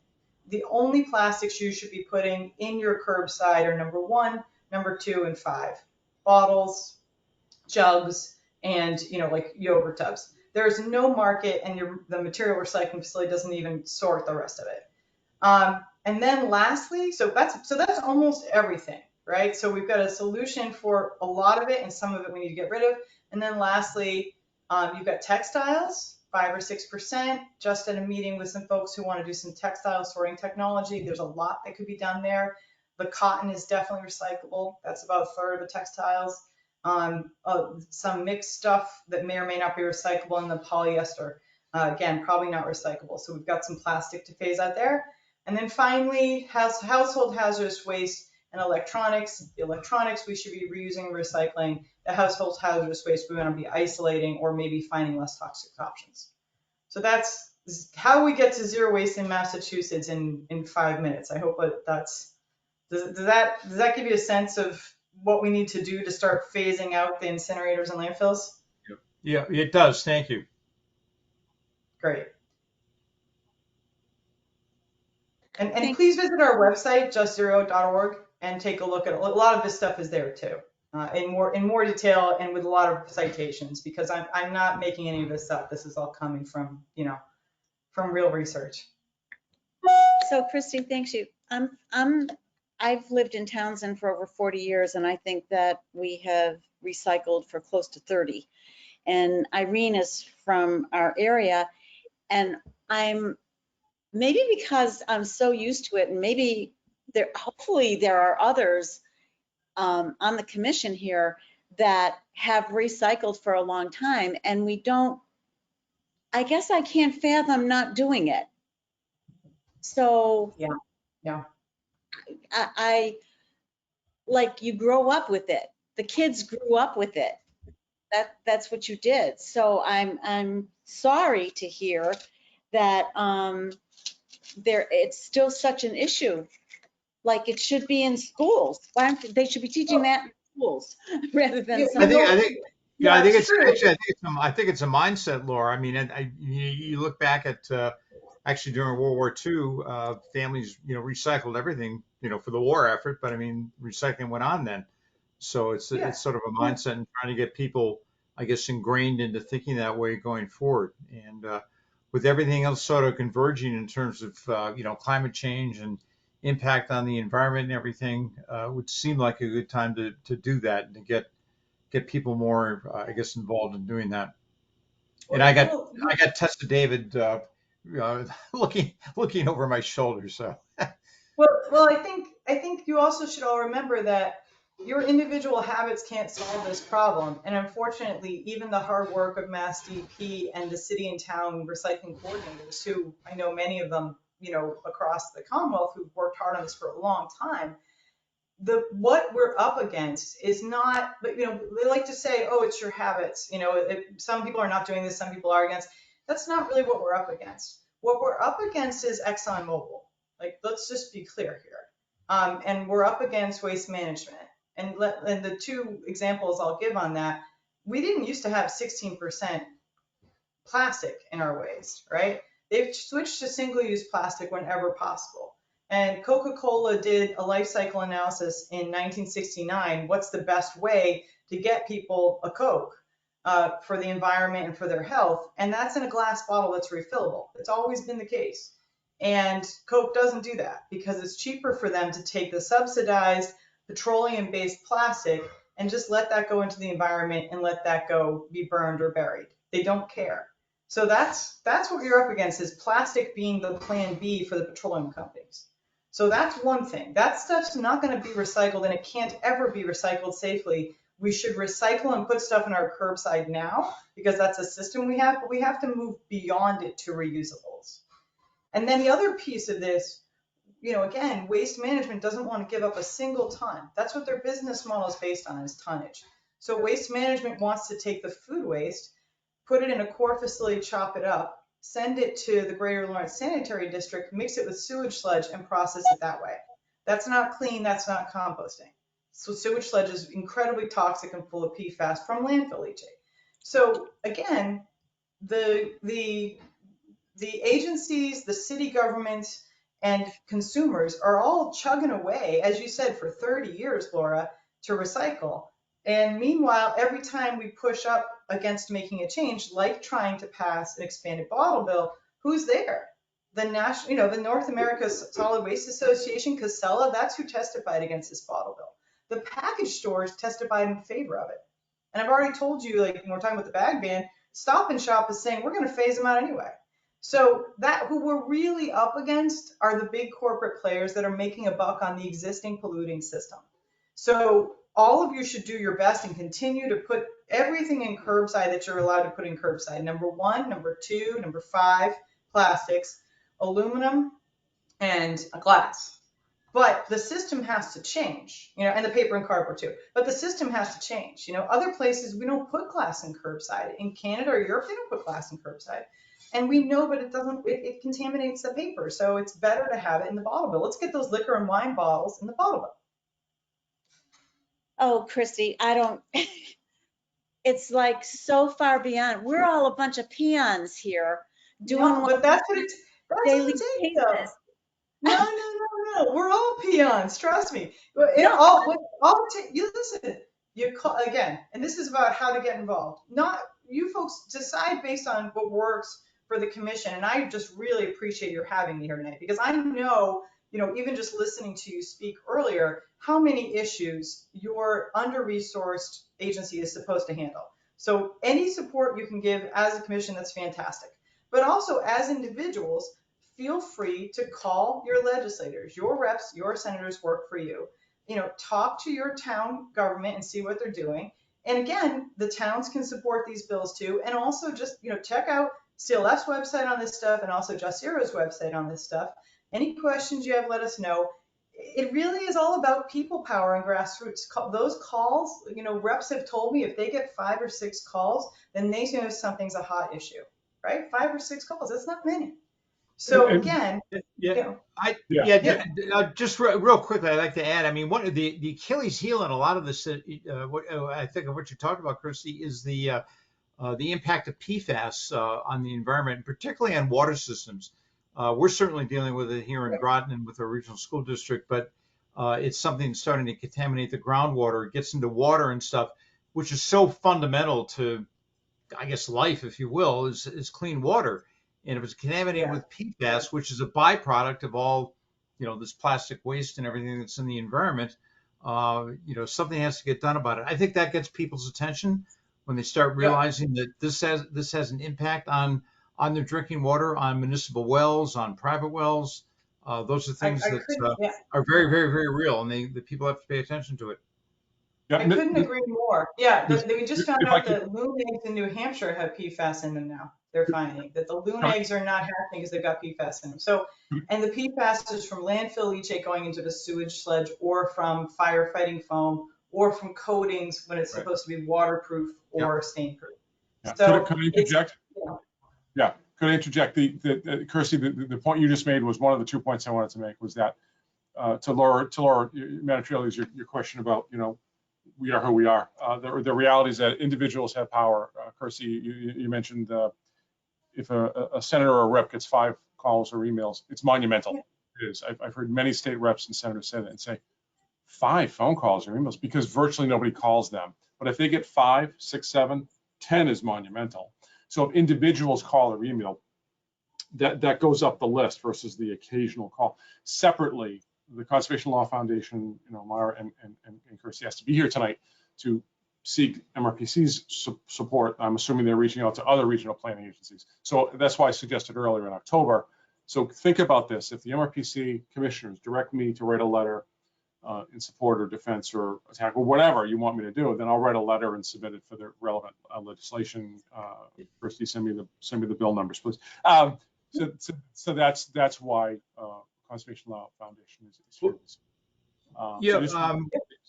Madam Chairman, Laura, is there a specific bill number that you're looking for support on, Kirsty? Yes, of course I'm going to lose it as soon as the two, again, there's a whole list of bills, but the two that seem to have legs right now, and again, it might be best to just call out the issue. We want to see a reduction in plastic, and unnecessary packaging plastic, for instance, and also better recycling. And then you can certainly say, such as bill, it's a plastic bag, a checkout ban is House Bill 784, Senate Bill 477. There are a bunch of really good bag bans. Some of them are within an omnibus, there are other ones, but you can reference this one and say generally that you want, the grocery bags to be prohibited, such as this bill. And then the other is the bottle bill, an act to update the bottle bill, which is House Bill 3676. Again, there are other bills, and I can we can send, if you decide you would like to do this, I can send Glenn principles for both of for a bunch of stuff, and you can pick and choose which ones you want to pull, Glenn, and say such as these bills. Yes, please, Kirsty, if you send that to me, and then I'll distribute to all commissioners, and that would be the best way to proceed. The bill numbers. I know. Actually, individual communities have actually already done that now. They've banned plastic bags and so on and so forth. So that's happened. But I would like to, I guess, recommend. I don't know if it's a formal motion or not, but I would like to recommend that the commission authorize the director to work with our chair and I guess Kirsty or her organization in coming up with some language to support those bills that would enhance the bottle bill, and then also address the issues of the plastic bags and the disposal. And I think I would pen it in such a way we would couch it in the use of good land use practices, because we are correct. So I think I agree. I agree, but I think we should. I don't want to offer a formal motion per se, but I would definitely encourage that you work and maybe work with the chair on. Sure, we'll draft something more that it should go under her signature and mine. So we'll do that. That's fine, and we can get back to more business when we conclude this. Yeah. And thank you, Kirsty. Yes, the bill numbers would have been helpful, as well as exactly what you were after. So I understand I appreciate all of your explanations of the life of this. But yes, I understand supporting legislation or objecting to legislation and certainly speaking with legislators. So as a commission, we can take a stand and I'll work with Glenn and you to present something to the commission, okay? That sounds fantastic. I will let Mara know. This way I don't get in trouble with her. She feels like I did an okay job batting for her, and I will make sure we get you guys some language. Thank you so much for your time and considering this. As I said, I know how many issues are on your plate, and I just really appreciate the time you spend on this. I know this is a thankless job for many of you, so I really appreciate it. Thank you so much. Okay, thank you. Have a good Chris. night, everybody. Okay, thank you, Peter. Yeah. Thank you, Ken. Yep, thanks. Hey, we still have business to conduct. Yeah, just a So, couple of items. Yes, ma'am. I think we're at 6.2. You're absolutely correct. Yes, ma'am. Hiring a grant writer. So the quick synopsis is that I've completed the procurement. We did this in FY23, and I'm asking for a repeat that we completed procurement on dexterity management, who was engaged in FY23 by the commission. I'm recommending that we hire them again. Okay, so the resolution would be resolved that the Montechusett Regional Planning Commission hereby approves for the executive director's recommendation to engage Dexterity Management as a consultant to complete certain grant writing services. That's where we're at, right? 6.2? Yep, this is Yeah, Donna as Hugh directed from, North, yes, from ma'am. Harvard. I will make that motion or resolution. Thank you. Is there a second? I'll second. Cunningham second. Thank you, Peter. If there's no other discussion, Jason, can you take the roll call? Yep, roll call. Amanda Reed, Aye. Christopher Monroe, Aye. Kyle Nardowitz,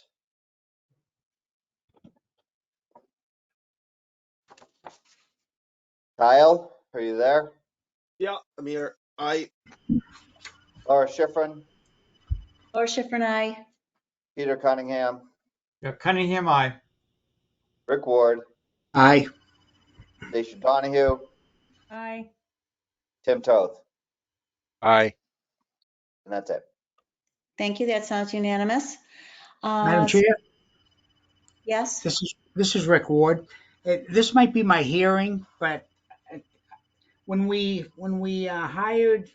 voted to hire Joseph Boyle, I don't remember Corey Castle's names being mentioned in any of the.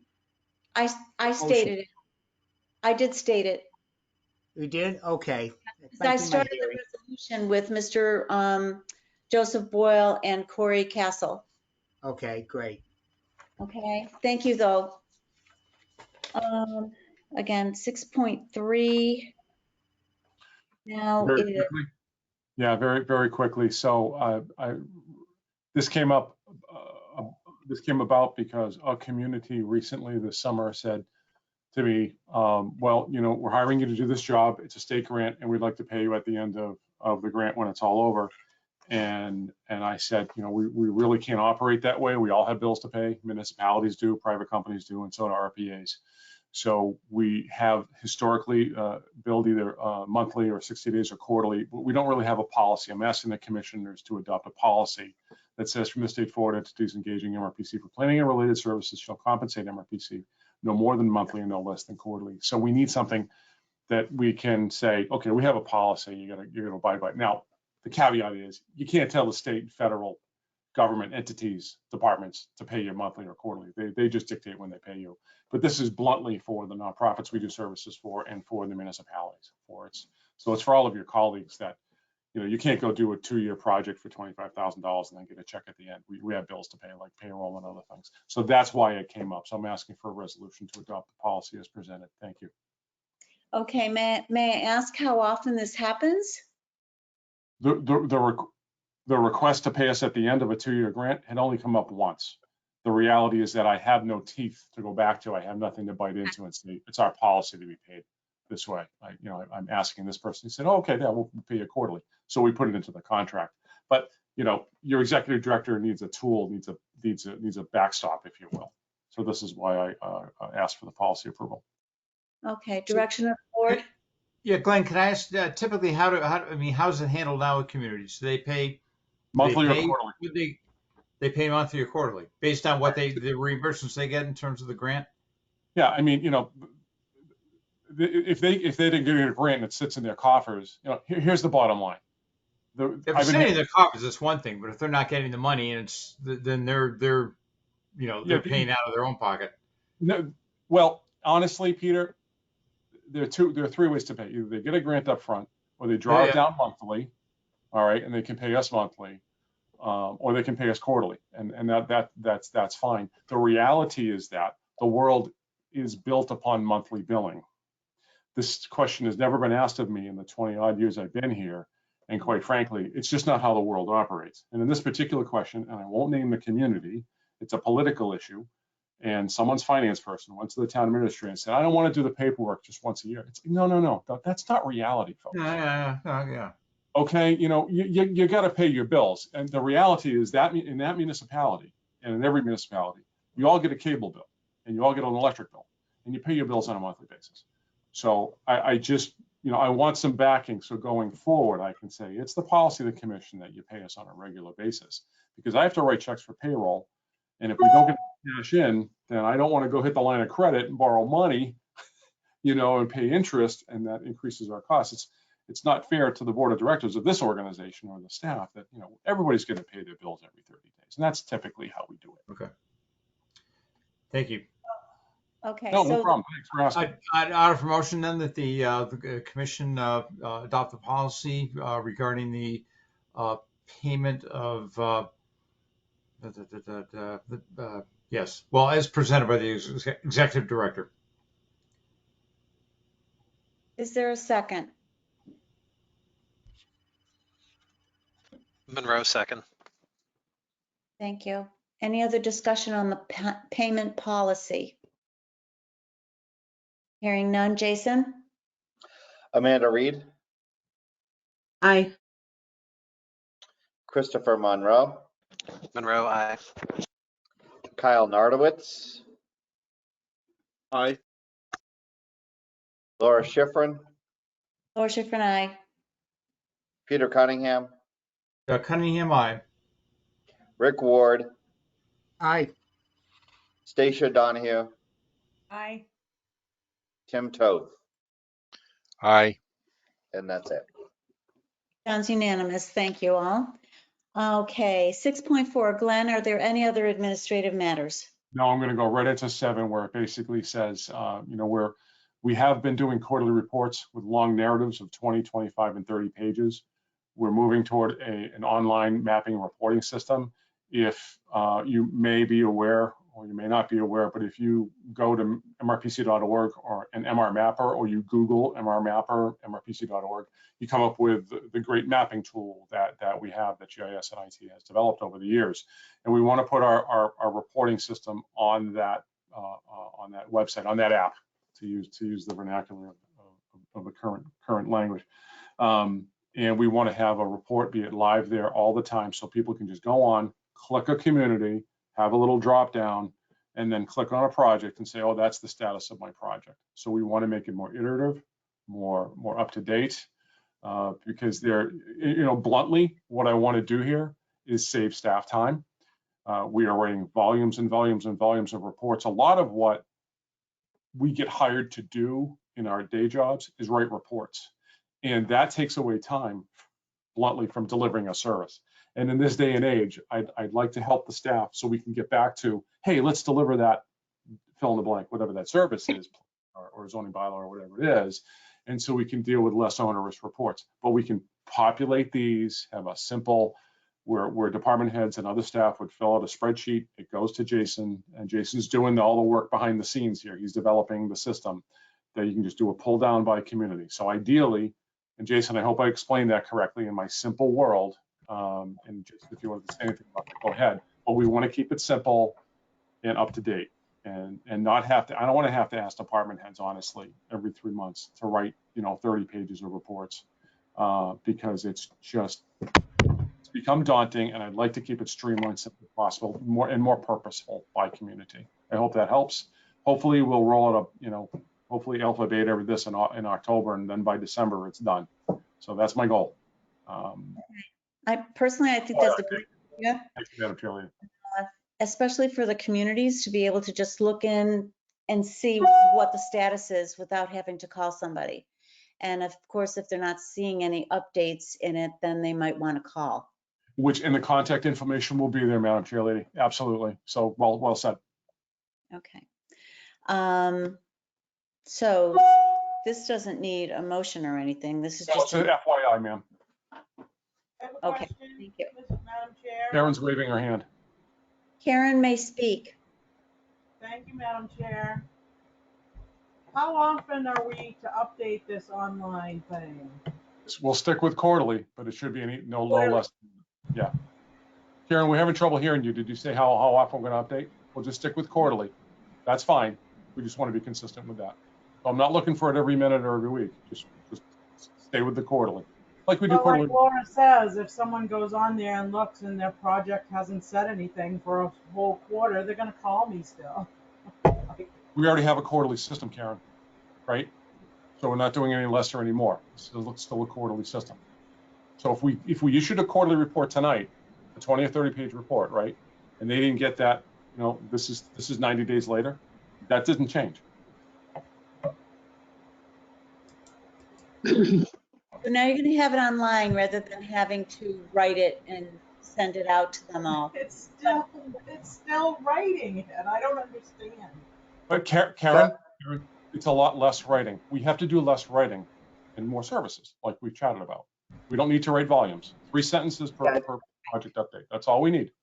And I was It's just my gonna, understanding it's going to be a sentence or two or a few bullets about the project itself, then with some contact information if people wanted to contact you. Yes. who was It's speaking? something that we'll be able to just go into and fill out rather than here it is, Jason put it up there. Correct. You'll be able to click on it and either add or edit something very easily through Google Chrome or whatever browser you use. Okay. Thank you. Who was that was giving the information? I have no way of knowing. Sorry, that was me, Jason. Okay, Jason. Because people ask questions and rather than taking up your time, they can just go in and look for their updates. I mean, you would think that something has happened, or even if you had an update and it wasn't quarterly, but you said you would think, oh, let me just put that update in there. It's up to them to go look for it. It's just communication. And it doesn't have to be 30 pages because nobody has time to read it. And our quarterly reports have been 20 plus pages. They don't need to be trying to save time, save effort, save work. 2 to 3 sentences at most. We don't need a lot of paragraphs. I'm trying to save. Are you done with 7? 1, 2, and 3? I'm done for the night, ma'am. Okay. New business? Anyone? Yes, Madam Chairman, Madam Chair. Yes, George. I have some good news to take with you. Okay. Beginning of this week, MART had reduced its fare on the fixed bus route from $1.25 to $1. All our system on the fixed bus route. And also students 18 years old and under, there will be a free ride for them. They will ride free on the fixed bus routes in Gardner, Fitchburg, Leominster, Atoll, on all the fixed bus routes. This is very good news to take with you to your cities and towns. Okay, great. Thank you, George. Anyone else? Karen? Yes, you skipped over me. We skipped over 7.1, 2, and 3? Or we're not supposed to report on anything? No, I just said, are we done with 7, 1, 2, and 3? Oh. I didn't hear that we weren't, but I'm happy to have you give a report. I just have one quick thing because it doesn't involve an actual employee that we hire. So an AmeriCorps service member started this past Tuesday. She was supposed to start last week, but she got COVID at her training session in Kansas City. So she started this Tuesday. She's going to be working on digital equity, and she'll be reaching out to your community soon. I just wanted to mention that. Thank you. Want to give us her name? Oh, I'm sorry. Chloe Zierfoss. Chloe. Chloe. She's a recent college graduate, and she will have her service through the end of July. Okay, very nice. Anything else? No, thank you. Okay. Any other department have an update? I don't have anything at this time. This is Jason. Jason, okay. All right. Board members, any other questions, comments? Speak now or forever hold your peace. Okay. Well, if that was a mistake. Oh, who's that, Peter? Yeah, right. Yeah, I'm sorry, Peter Canadian Groton. I just want to throw out there, and this may be something that people are starting to encounter.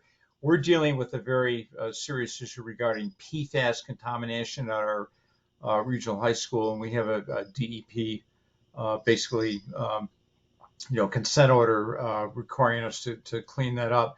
It's an emerging issue, and it's something that I think the commission needs to pay attention to. We're working obviously with the member communities of part of regional school district with the town of Dustville. We're trying to work with them as well as actually potentially the town of Pepperell and some solutions on this. But this is going to be a huge issue going forward in terms of contamination of municipal well sites and private wells. And I would hope that the commission has its ear to the ground in terms of resources that are available to assist member communities in dealing with this, because it's going to be a huge issue going forward.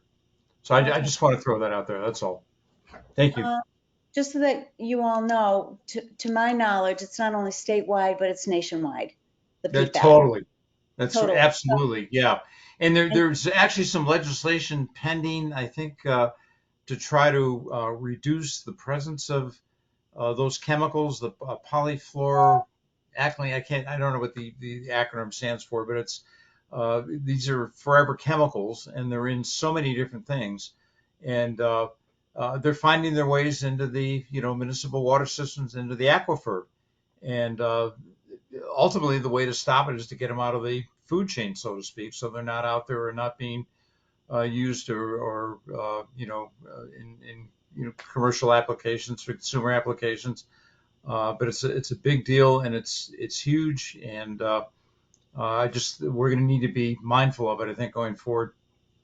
Okay. So that's all. I'm just okay. Thank comment. you, Pete.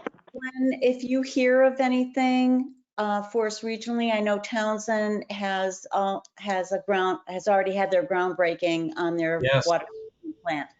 Yeah, So, I saw that. That's great. That's great. Yeah. Yeah, and they are being contacted by many of the adjacent communities as well. So contacting the Townsend Water Department, if you want to get with him, you can get more information. Yep. But Glenn, if there's anything that you know of that's coming from the state that would help our region as a whole, then Karen and I will let you know in a heartbeat. Yes, ma'am. Very good. All right. Any other comments? I did have a quick one. Christopher Monroe from Hubbardston, based on something I brought up a few meetings ago. I brought up the issue about lead cabling. We actually, we being Hubbardston, sent out letters to the telecom companies asking for an accounting of the lead cabling that was left behind in Hubbardston. The only one that responded to us was AT&T, and they sent us back a letter that was several pages long saying that there is absolutely lead cabling in Hubbardston. They did it by saying that 10% of their network is lead cabling, and that they expect the cabling in Hubbardston to be congruent with that statistic.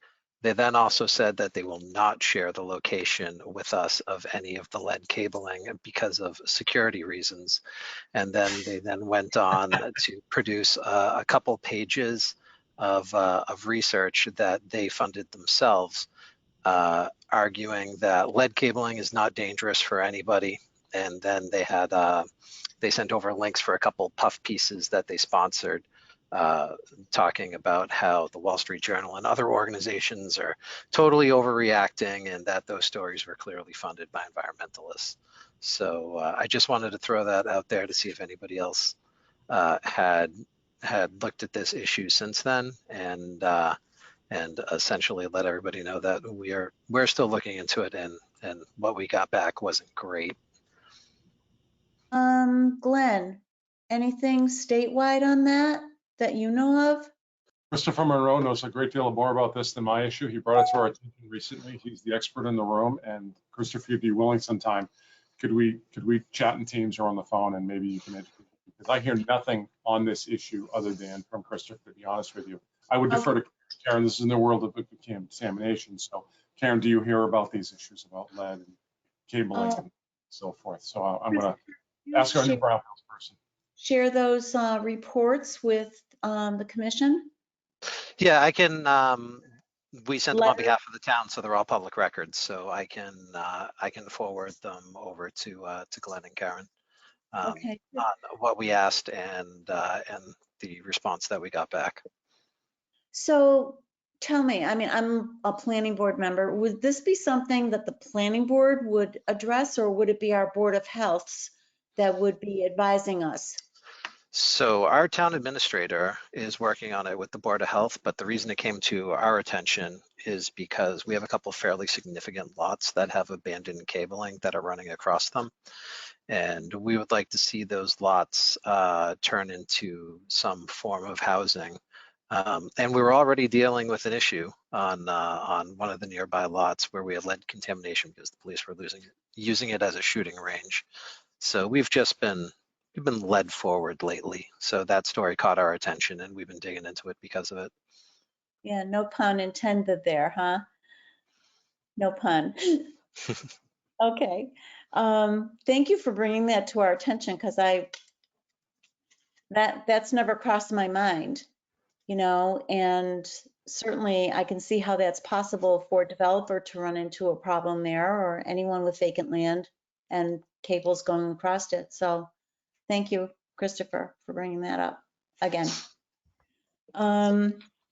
Anyone else?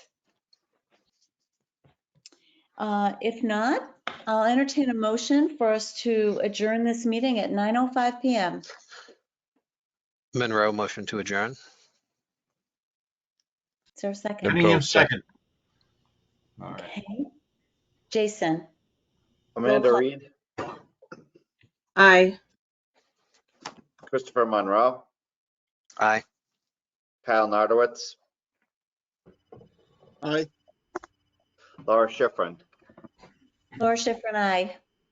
Peter Cunningham, Yeah, Cunningham, aye. Rick Ward, Aye. Stacia Donahue, Aye. Tim Toth. Aye. Sounds unanimous. Thank you all very much. Appreciate your time. Yeah, thank you. Good night, everybody. Good night, Glenn. Have a good night, everyone. Take care.